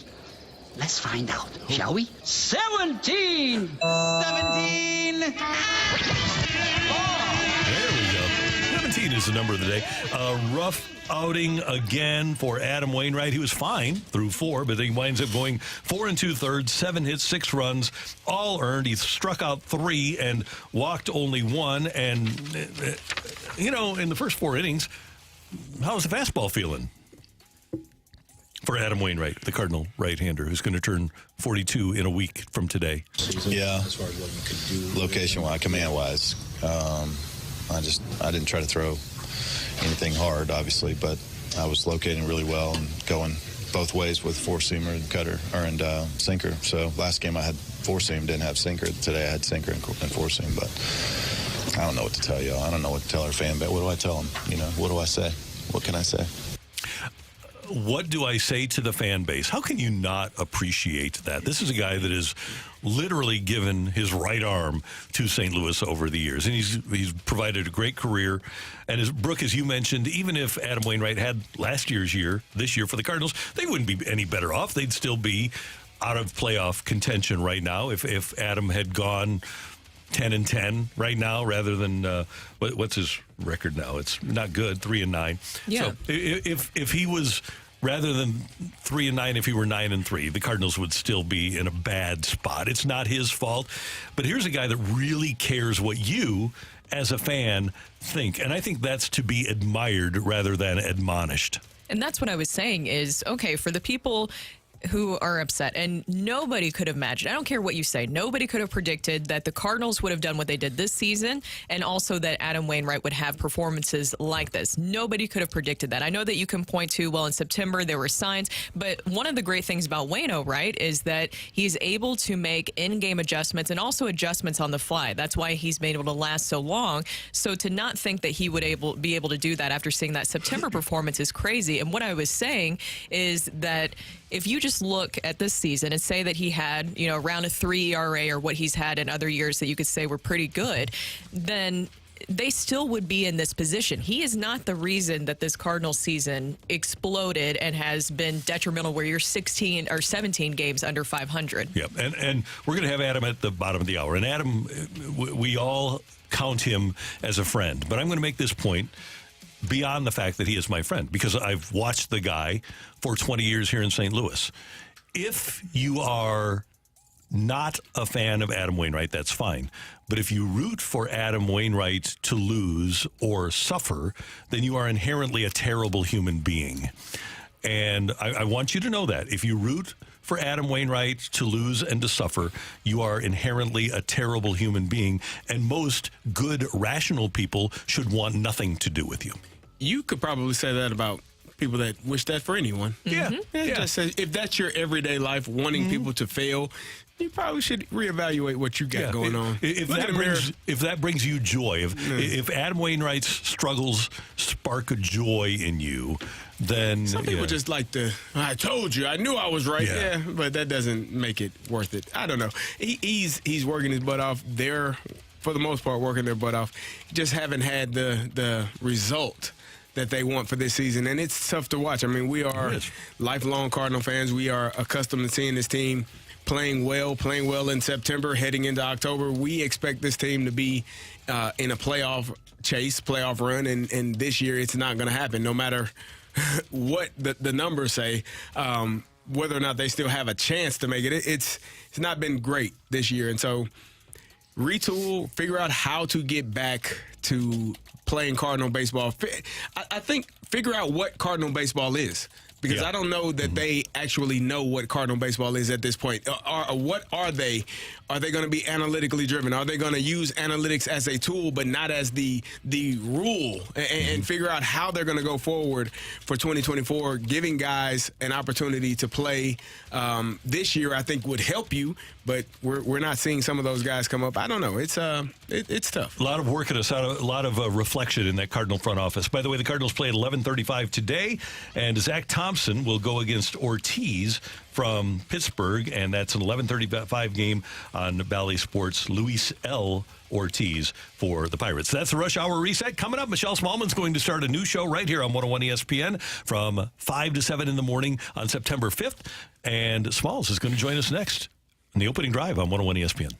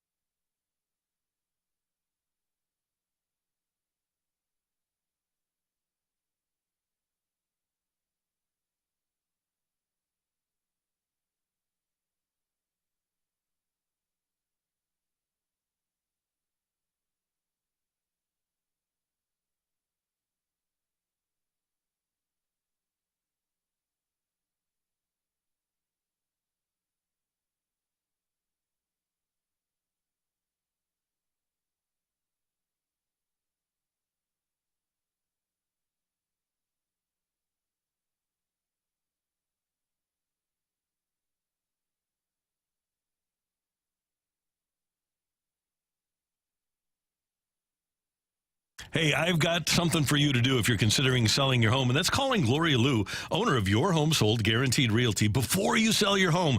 Gloria said, summertime is here. Down the stretch we go, and sellers are still in the driver's seat, and here's why. Despite higher rates, inventory is still low. You see that as you drive around your neighborhood and not many signs out. It's the time is of the essence if you want to get the most money for your home. And Gloria can handle that for you because she already has the buyers. She can guarantee the sale of your home in writing because the buyers are on hand, thousands of them that she has piled up over 20 years. She's got an exclusive database that's a group of people looking to buy in your neighborhood and in your price range. That's how Gloria nets you the most money and creates the highest demand, many times with multiple offers, which means more money in your pocket. Gloria sells for more and sells faster when compared to the average agent. So get in touch with Gloria Liu, 314-325-6888, 314-325-6888, or visit GloriaHasTheBuyers.com. If you want to sell your home, it's Gloria Liu at GloriaHasTheBuyers.com.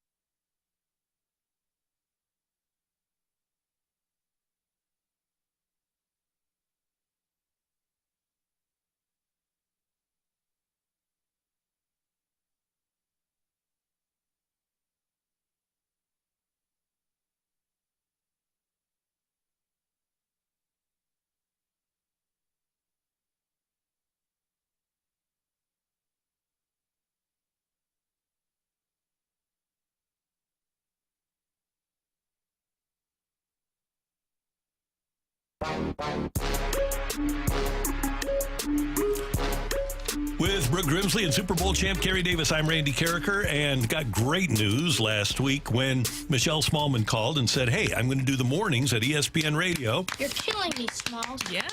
She's the best. Of course, she was with me, with Carricker and Smallmon, up until about a year and a half ago. And she said, I got to go to New York, and I got to give it a shot and take my shot. And she's taken her shot, and starting on September 5th, Michelle will host Canty, Cohen, and Smallmon on ESPN Radio right before us from 5 to 7 here on 101 ESPN with Chris Canty and Evan Cohen. And Michelle is with us now on the big-time celebrity line on 101 ESPN. Good morning. Good morning, guys. Thanks for having me. And definitely still not a celebrity. So we'll have to change the line to just Michelle line. How excited are you about getting this well-deserved opportunity, I might add? Oh, well, thanks, Randy. I am so thrilled. I'm as surprised as everybody else is, to be honest with you. This was not something that I thought was on the radar. I had been doing a lot of work with ESPN. I called myself America's fill-in because I was just doing any and everything that they asked of me, filling in on Greeny or Canty and Carlin, doing weekend shows. But the natural progression from where I was maybe I would get a full-time weekend show, or maybe if I was super lucky, I could do the super late-night show, what Freddie and Ian Fitzsimmons had been doing, not the morning show. So to get that call, I was so shocked and obviously so thrilled and so grateful for the opportunity. Well, Michelle, we know that you've been working your tail off, and we're so proud of you. It's been fun, just like every once in a while when you're talking about filling in, I would turn on the radio and be like, oh, there's Michelle doing a wonderful job. But I wanted to ask you about, I know that you got to go to a City SC game this past weekend. What was that experience like for you? Warm? It was a little toasty. I'm not going to lie. It was a little toasty. It's been warm in New York City, but I forgot what a good old-fashioned heater in St. Louis felt like. So that was a nice reminder. But it was actually super interesting for me to go when I did, guys, because it was 4 years to the date that it was announced that St. Louis would even be getting a soccer team. I don't know if you guys remember the press conference when MLS Commissioner Don Garber came and Caroline Kindle was there, and it was just such a a great celebration and a realization that St. Louis was finally going to get something that we had been craving for so long and that we frankly deserved as one of, if not the best soccer town in the entire country. And to finally get to go to a game and to see the atmosphere, to see the supporter section, to watch this team who has exceeded all expectations in person, it was one of the most special sports experiences of my entire life. And I am so proud of that building and of this team and of the people that built it. And it's not a surprise to me that it's as great as it is, because every step of the way, the folks over at City knocked it out of the park. But to really get to go in there and experience it and watch something that's brand new already be such an important part of the sports fabric in our community, it was really awesome. And I can't wait to get back to another game. Hopefully I can come back for the playoffs, because this team's going to be there. They will be. And Michelle, first of all, congratulations. I am so happy for you. I know you were thrilled. I am so happy that you got what you went for. We talked about it, so I'm so happy for you, and I know you're going to do a great job, and I'm looking forward to it. Now, the St. Louis Cardinals, go. Oh, my God. Oh, yeah. Come on, we're having a celebratory morning.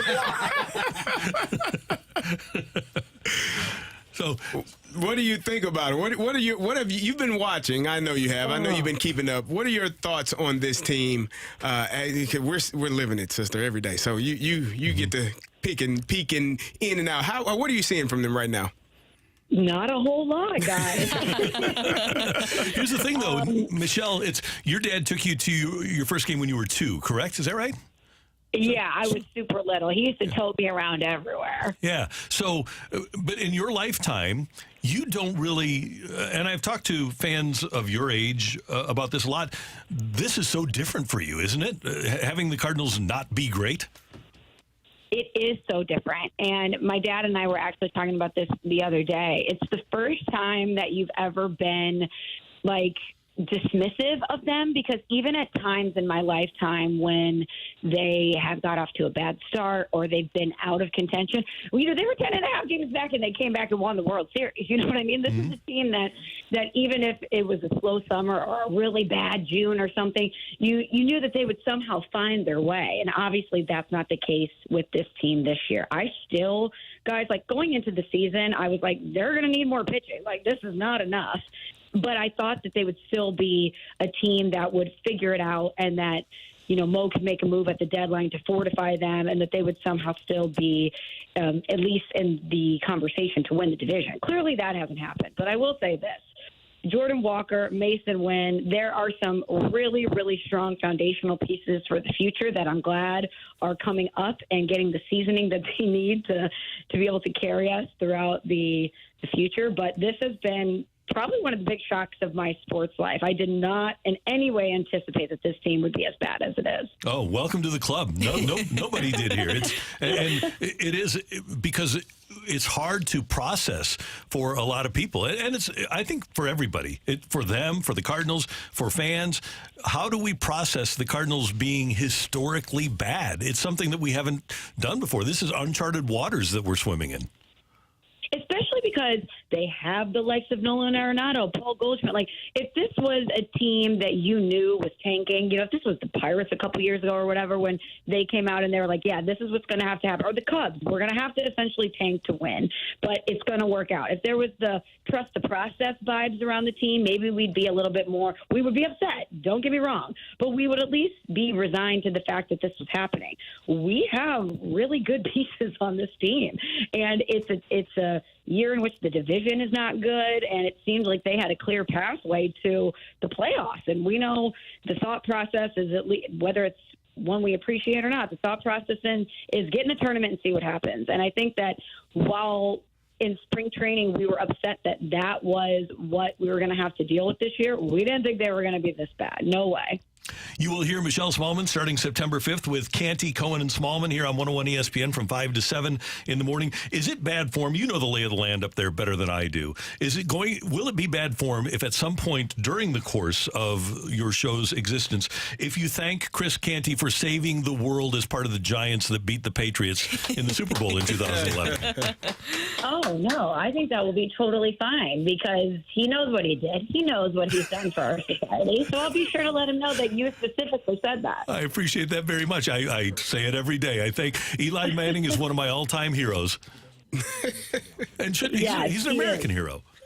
But, Randy, you've come around a little bit on Tom Brady, no? I totally came around on Tom Brady, yeah. When he retired. That's what he's done. Well, no, we Michelle and I, you always liked him, but when he became humanized as a member of the Buccaneers, because he was with the Patriots, he was a robot, but he became humanized and a really fun guy for me. And I know that you're keeping tabs on what's going on with TB12. Because this is something that Carricker and Smallmon are into. Is the Kim thing real? No, he's dating a model now, Randy. He's so far past that. It's Irina Shayk, is that right? Yeah, they're dating 100%. Yeah, okay. It's all over the tabloids. Okay, I know that you got the word on the streets. You always were ahead of that game. Yeah, well, honestly, I'm just glad that he's retired because I didn't want to do this back and forth. I'm glad that whatever he's doing in his personal life is enough for him to not come back because I didn't want to have to do this like, he's considering coming back again. He's been training in the off season. The avocado ice cream is back in the mix. Maybe Tom Brady will come back. Like, I didn't want that. It's not a good look for anybody. When you walk away, I know it's really tough. Carrie, you know this better than anybody. It's really tough to make that transition as a professional athlete when your whole life has been discipline and being dedicated to your craft. But I didn't want that for him. He did it once. I didn't want him to keep doing it over and over and over again. So I'm glad that he's happy and that he's retired. Like, just be great in your next chapter of life. Don't do it again on the football field. Okay, this is something that would have happened with Carricker and Smallmon. I don't know if it'll happen with Canty, Cohen, and Smallmon, but I need wall-to-wall coverage of the wedding of Larsa and Marcus. Are they engaged, Randy? They're getting married, yeah. Oh, no. Yes. Really? Yeah. Okay, how do you feel about that? Are you okay with this? I'm not really okay with it, no. And I'm glad that Larsa has found something that sparks joy because we always had fun with her relationship with Malik Beasley. But I think that this is a relationship born of spite because she knows that Scottie Pippen will be furious that she's marrying Michael Jordan's son. I wonder if MJ is going to be at the wedding. I wondered that myself. This can't end well for all parties, can it? No, but you know what is good for all of us is that we can watch it on The Real Housewives of Miami. We can actually watch the drama unfold on Bravo or on Peacock, wherever it is. It's great stuff. It's tremendous. I don't need to see that. Good. So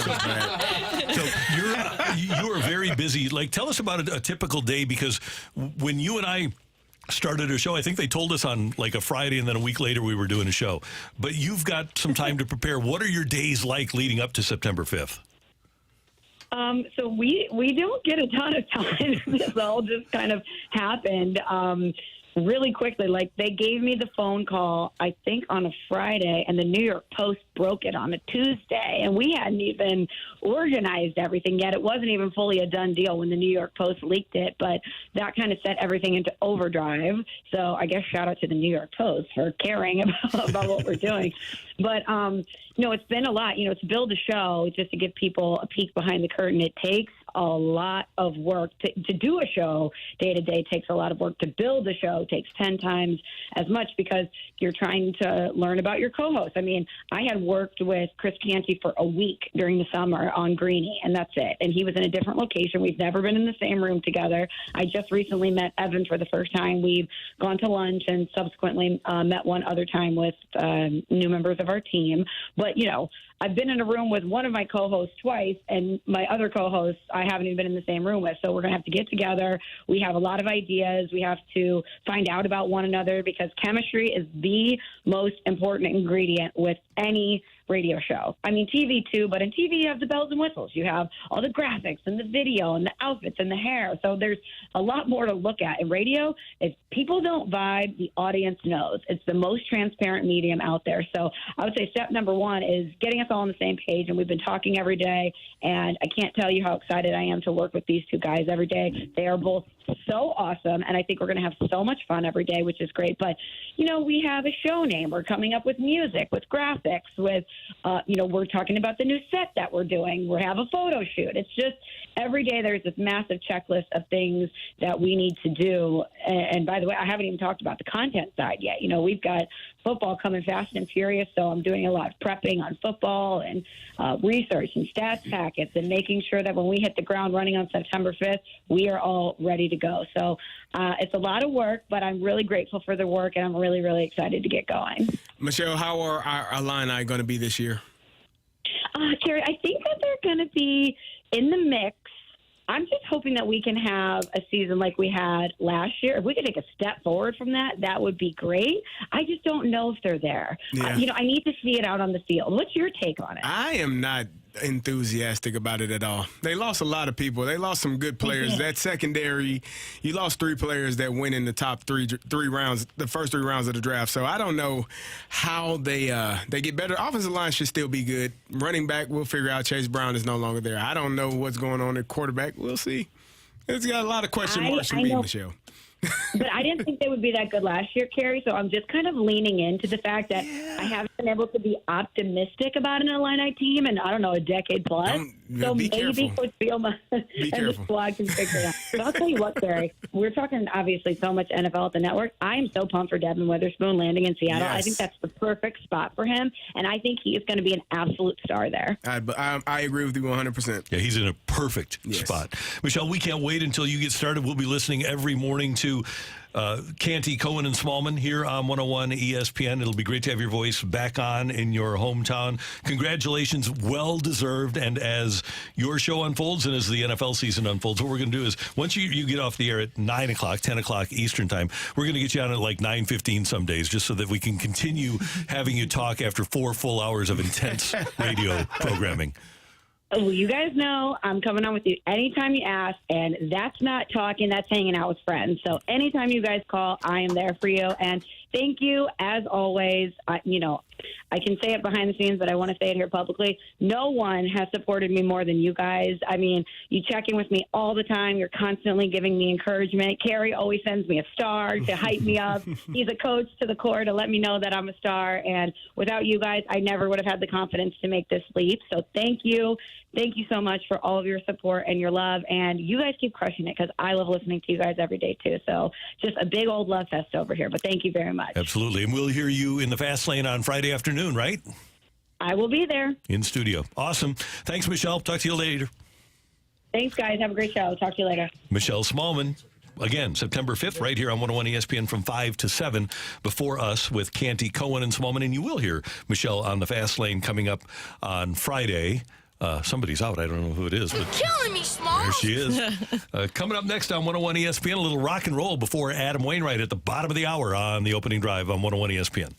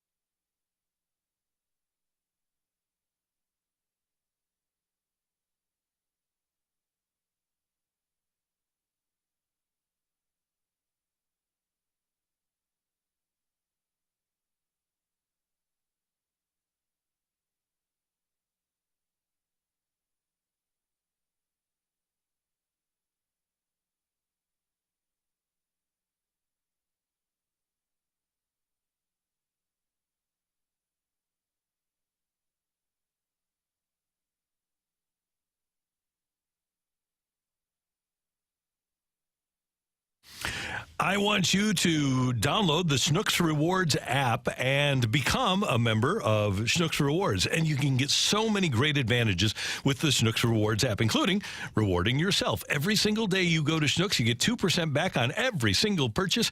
And it's so simple. All you need to do is download and then shop and then earn and then redeem.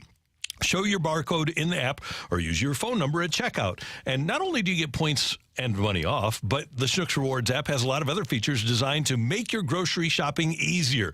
Shop directly from the app to order delivery or curbside pickup. You schedule, Schnucks delivers, and it's effortless for you. If you can't find breadcrumbs, it's easy with the just search in the app. And as a matter of fact, you can just put your entire list into the app, and it'll guide you around the store, tell you exactly where you need to go. Hundreds of exclusive digital coupons also available when you download the Schnucks Rewards app. Download it today and start saving money off of your groceries at Schnucks.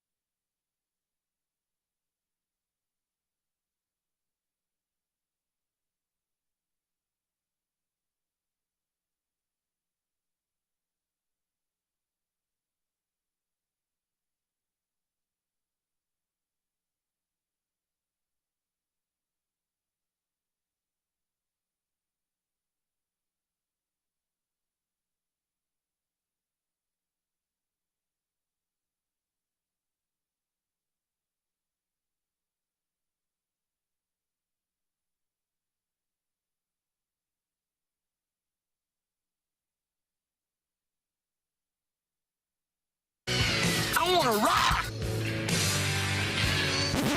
I need my end roll.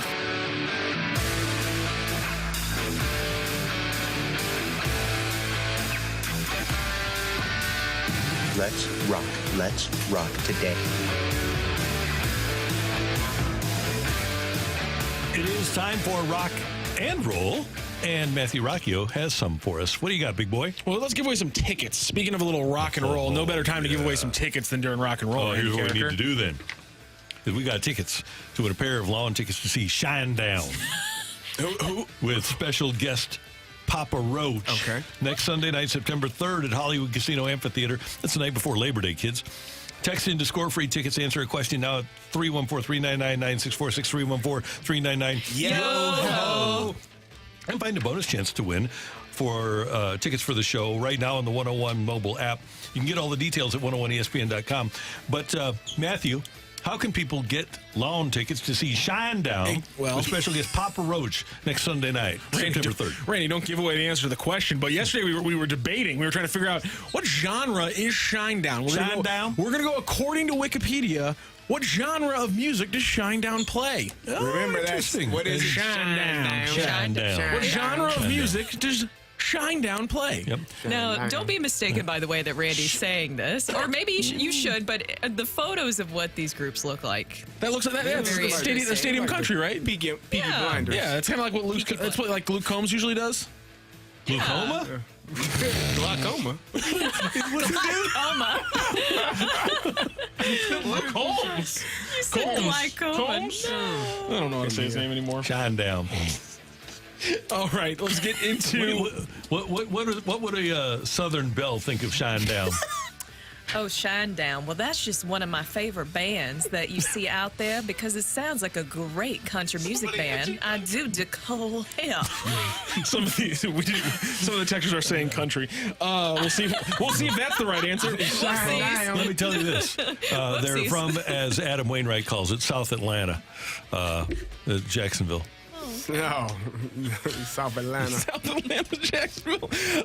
No T when you say Atlanta. Let's get into some sports news that has recently broke. Reggie Bush is suing the NCAA because they made a statement last year. Reggie Bush was trying to get his Heisman back, obviously, when the NIL came out, and the NCAA issued a response and a statement last July 28, 2021. They said, although college athletes can now receive benefits from their names, images, and likenesses through activities like check endorsements and appearances, NCAA rules still do not permit pay-for-play type arrangements. The NCAA infractions process exists to promote fairness in college sports. The rules that govern fair play are voted on, agreed to, and expected to be upheld by all NCAA member schools. The attorney for Mr. Bush has responded and says the NCAA statement is completely false and highly offensive. The NCAA knew Mr. Bush was never even accused of, involved in, much less sanctioned for any pay-for-play agreement, which never occurred.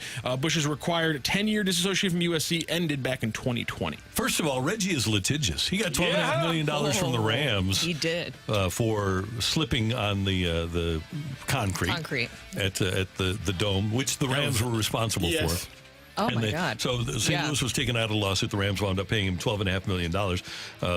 Would have been better to have him than Tavon Austin. Pay him $12 million. Might as well get something out of it. But it does seem like the rules changed.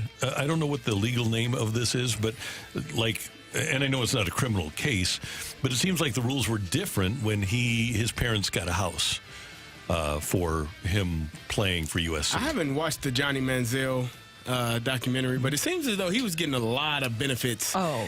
And he won Heisman, didn't he? He did. He didn't have to return his, did he? Because the NCAA never really jumped on A&M. Oh, why not? Because they aren't USC. Oh, so Reggie Bush had to, if they came for my Heisman, I'd be like, you know what? I lost that years ago. I don't know where it is. Can't find it. If you can find it, you can have it. Yeah. But you can't come in here to look for it either. Here's the thing, too. Reggie broke some NCAA rules, right? Didn't O.J. Simpson get convicted of stealing his stuff? Yeah. So, you don't see him in the commercials, though, those Heisman commercials. No, you don't. O.J.? Yeah, he's missing in those. Not even come to think about it. Out on the porch? Nope, he's not there. He might be hiding in the back. I don't know if you want him on the porch. Oh, you didn't do the porch. What? Come on. Rocc, what else you got there? What are you trying to?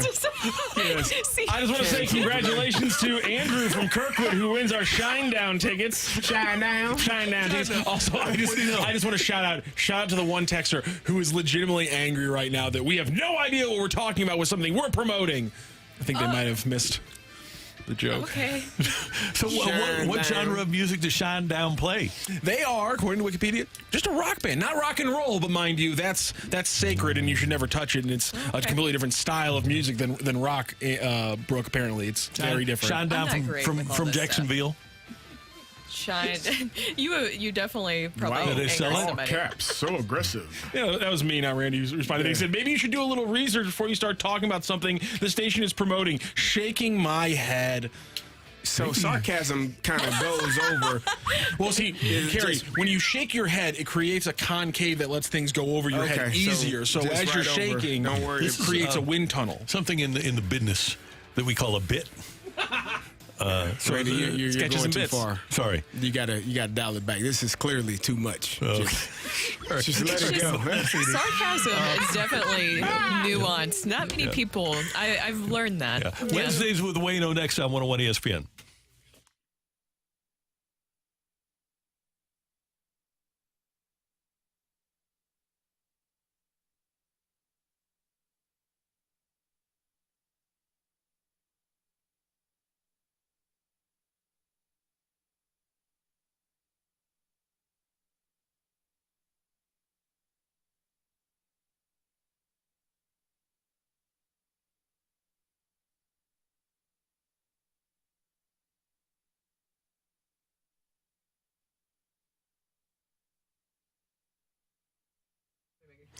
Hey, I'm headed to the Fenton Barn Grill for lunch today, and I hope to see you over there. They're on Rudder Road in Fenton. It's always delicious, and I've been advised to have, because last week we got Fenton Barn Grill here in the studio, and I had one of those delicious Fenton Barn Grill burgers, and I've been advised to have another one. So I think there's a pretty good chance that might be on the docket this afternoon for me, in addition to the absolutely delicious trashed wings. If you want the best wings in town, the trashed wings at Fenton Barn Grill are as good as it gets. You will love the food there. You'll love the people. Alicia will be there for lunch today. Kelly will be there for lunch today. Megan, Colleen, Jamie, they're a great group. And you'll love the people. You'll love the people at the bar and that are sitting around talking sports, watching sports, just having a good time. That's what the Fenton Barn Grill is all about, is having a good time. Easy to get to. Just go to Soccer Park, get to Rudder Road, make a right, and follow Rudder Road to to the Fenton Bar and Grill. They have a great patio outside with ceiling fans if you want to stay cool. And I guarantee you'll enjoy yourself, whether it's for a business lunch, just a get-together with buddies, happy hour, dinner, whenever. You go to the Fenton Bar and Grill, you're going to have a great time. Learn more at FentonBarandGrill.com. And when you go, tell them Randy sent you.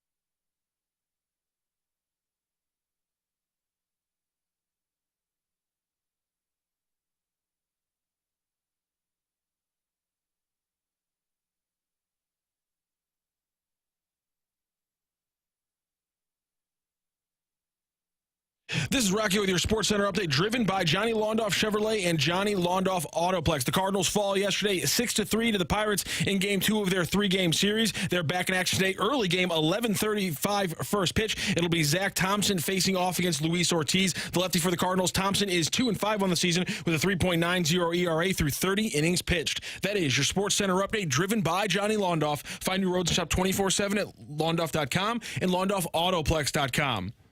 Are you kidding me?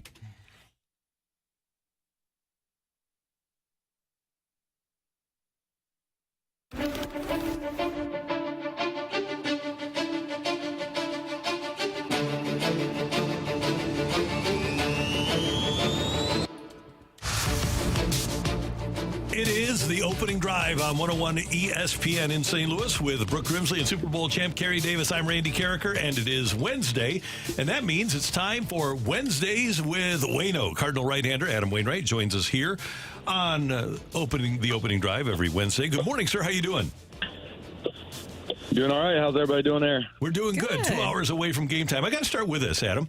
And I don't know if you're aware of this. I assume that you are. But at PNC Park in Pittsburgh, you had a career .370 batting average, 400 on base, .457 slug, .857 OPS for your career at PNC Ballpark. Were you aware of the... I know you knew you were prolific at PNC. Did you know that you were that good as a hitter there?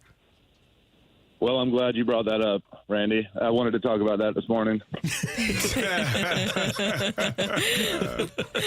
Well, let me tell you, I mean, for a while there, the Pirates had, and I might be breathing heavy. Sorry, I'm on my day after pitching old man walk. Good.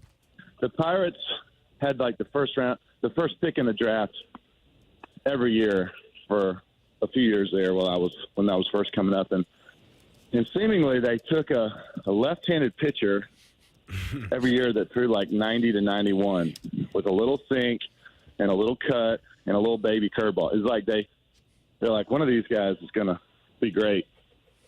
And if there's one thing I like facing in my life, it's a lefty throwing about 90, 91 with a little sink and a little cut and a little curveball. So they had one year they had 5 of them. Same thing, man, over and over and over again. And so, it was kind of like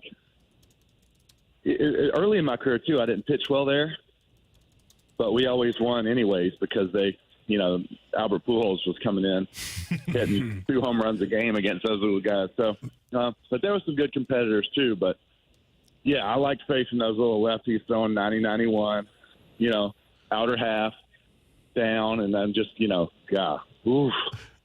Yeah, that was fun. You need an at bat today, man. It's coming. Yeah. Okay, good. I need to win a game or two, and then we'll get serious on our batting practice after that. I like it. That's what I was going to ask you. Do you have plans on batting at some point this year? I know when we talked this time last year, you were talking about how you were disappointed that pitchers no longer got the hit, and you really enjoyed it. So have you talked to Ollie, and are you planning on batting? Yes and yes. There you go. Oh. We don't get to know. Yes. I'm going to assume there's going to be the homestand, the last one. I'm just going to go out on a limb. It's a big limb. I'm a big guy. We're gonna see what happens.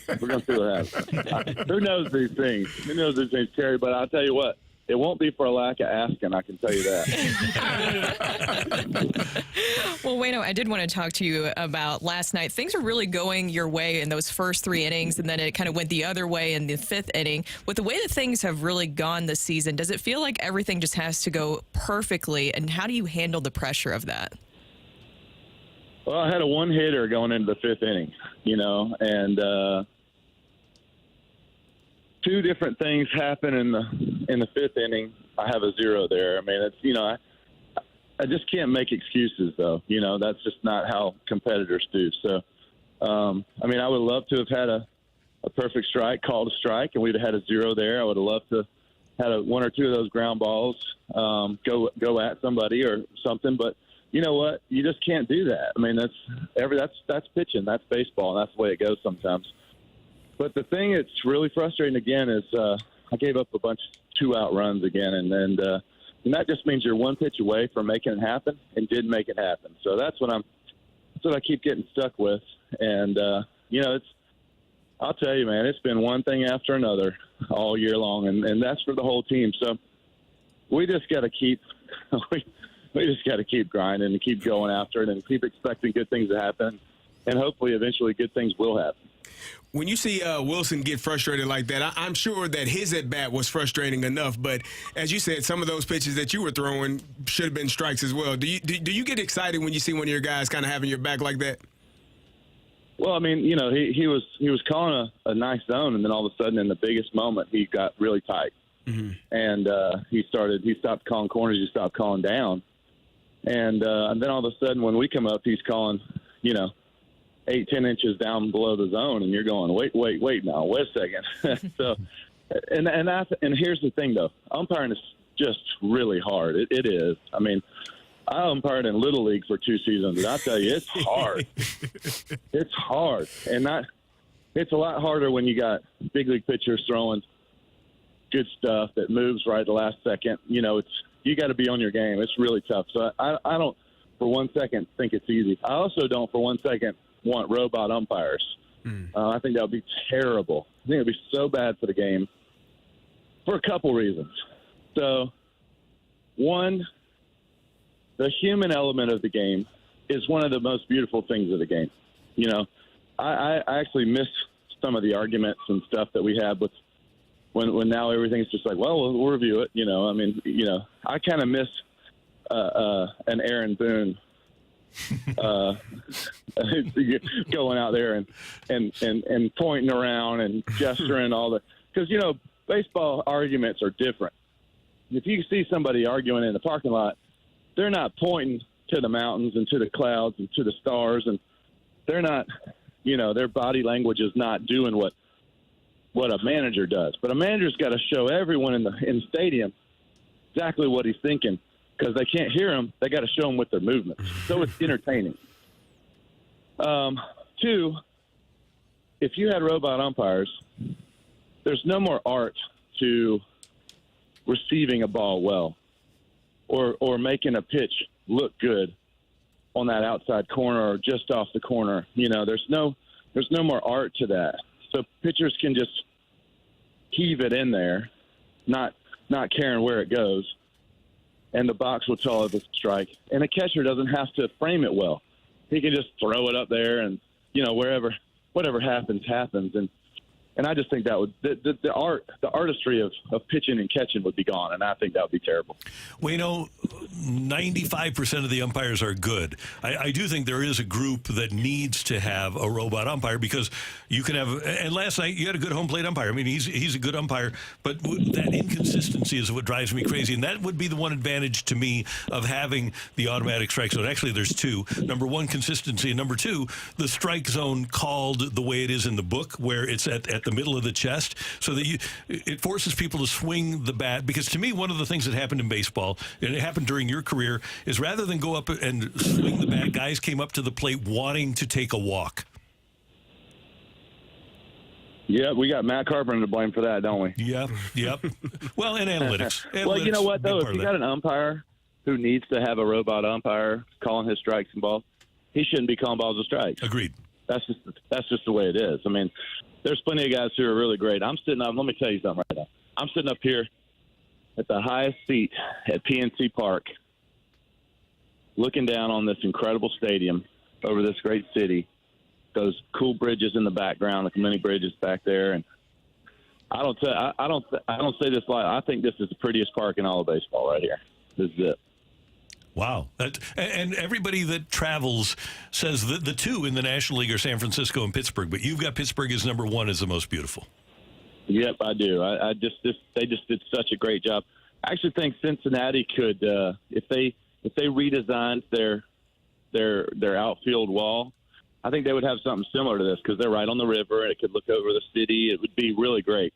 But they got that big old black like cardboard box looking boat thing in center that's blocking the great view, and they need to do what Pittsburgh did, because this is unbelievable.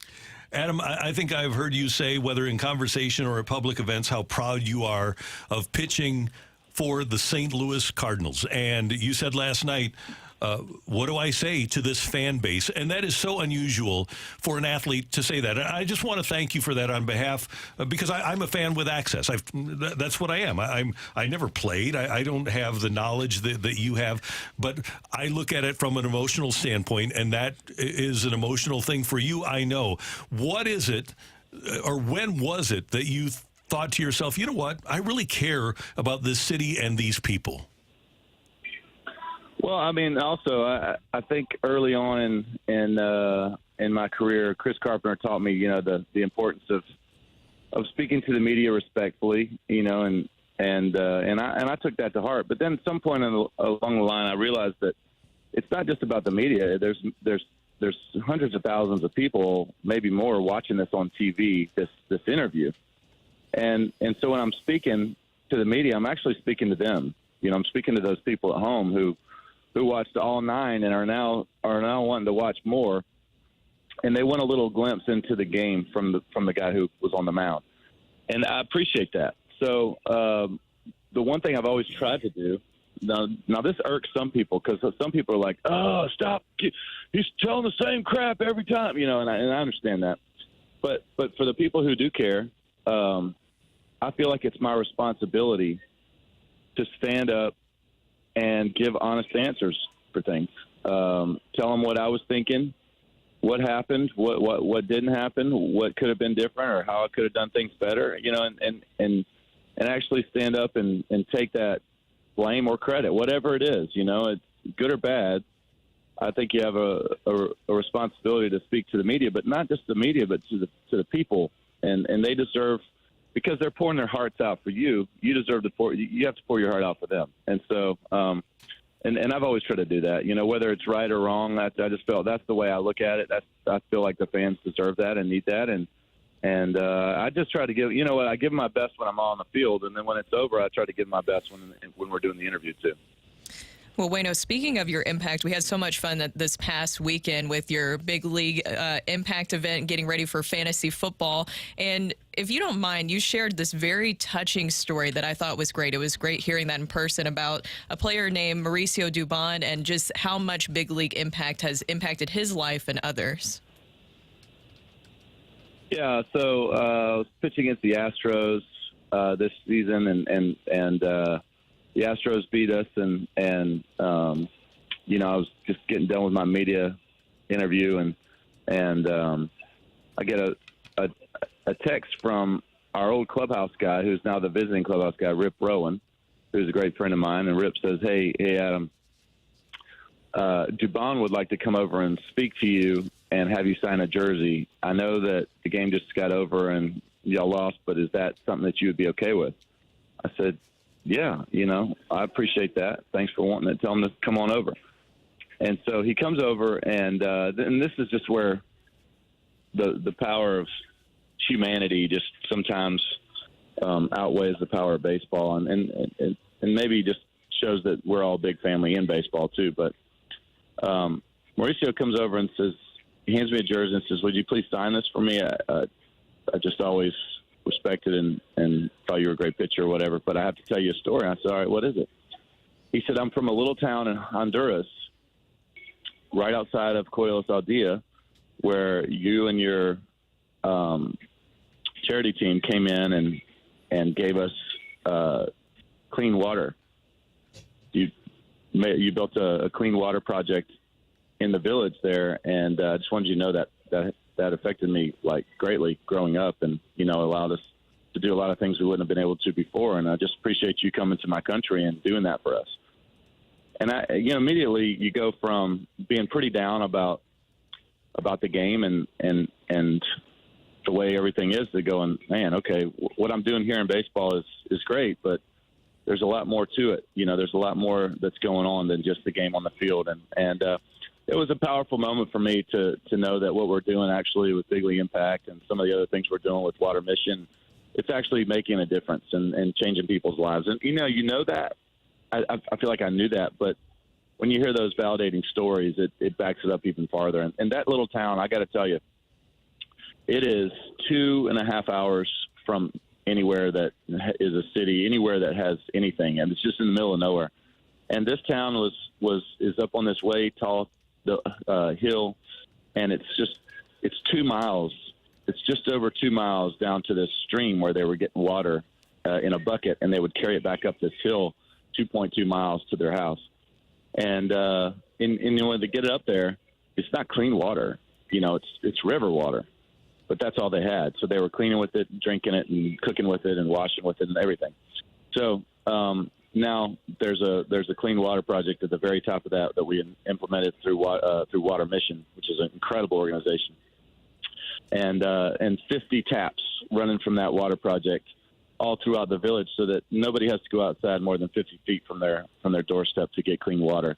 You know, you go from 2.2 mile walk downhill and then back uphill with a 40-pound bucket of river water to going right outside your door to get clean water. That's a complete game changer. Plus, we installed latrines, bathrooms for everybody in the entire community. And we got the partners. So if one person wanted a latrine, their neighbor that wanted the next one had to help build theirs, and then that just got passed down to the whole community. So it's just a complete game changer in the community. But you know, when Mauricio came over and told me that story, man, it just changed my whole outlook on everything right there. Just grateful for the time I've had here, just for things like that, just to be able to have a platform to go into a little town in Honduras and help change people's lives. Man, that was a real powerful moment for me. Adam, I don't know if this was your decision, but I'm really glad that you and I are playing in different divisions this year. I think it's always terrible when the two best teams in a league can't play for the championship. So I'm glad that I'm in the Edmond League and you're in the Wainwright League, so that in Big League Impact Fantasy Football in St. Louis, you and I can play for the title. Yeah, man, you didn't even give me like a, wow, that's great. That was a great story, Adam. You just went straight to fantasy football. I know, he was so amped up. I was crying. This is both good and bad, Randy. I appreciate your heart for fantasy. I was crying. No, it is what you do is phenomenal. You know that we know that. It is what a great story, and the impact that he had on another major leaguer. It's Mauricio Dubon. It's incredible. It was a great story. Yeah, no, I'm ready for fantasy too, though, Randy. I'm ready for it, and I'm glad.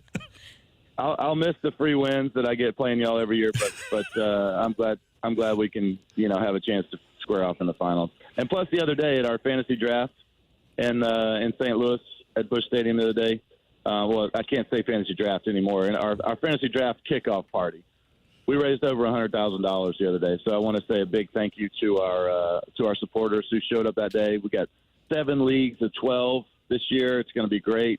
It's going to be a lot of fun, and I want to say thank you to Community America for being our big sponsor also. Fantastic. Waino, let's get a win today from Zach Thompson, and then continue the trip, and we'll see you when you guys get back home. All right, thanks, guys.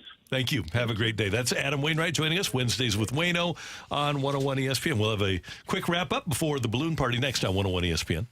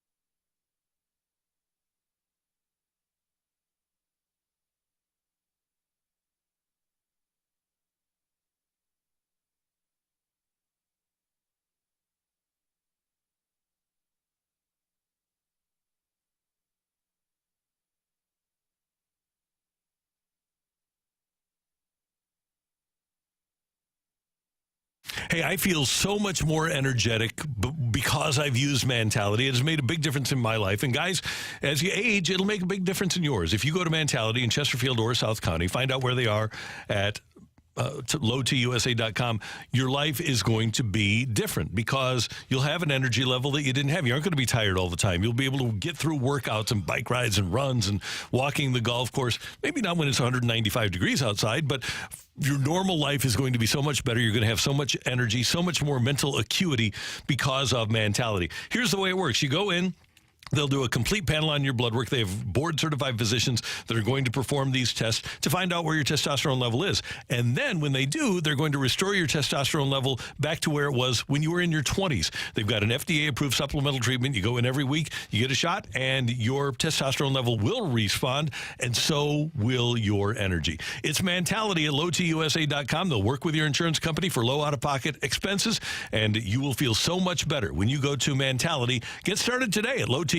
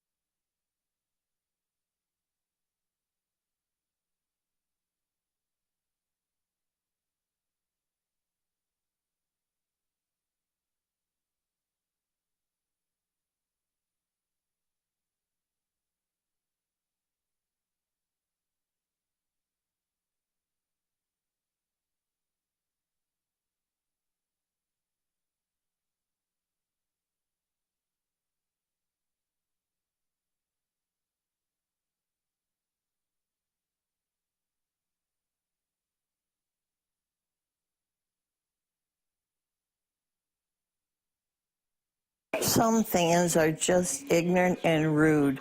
Why would they not be grateful for all Wainwright has done for us and just be supportive of him? It's a shame that he's having a hard time, and the fans coming down on him, that is just terrible. I hate it.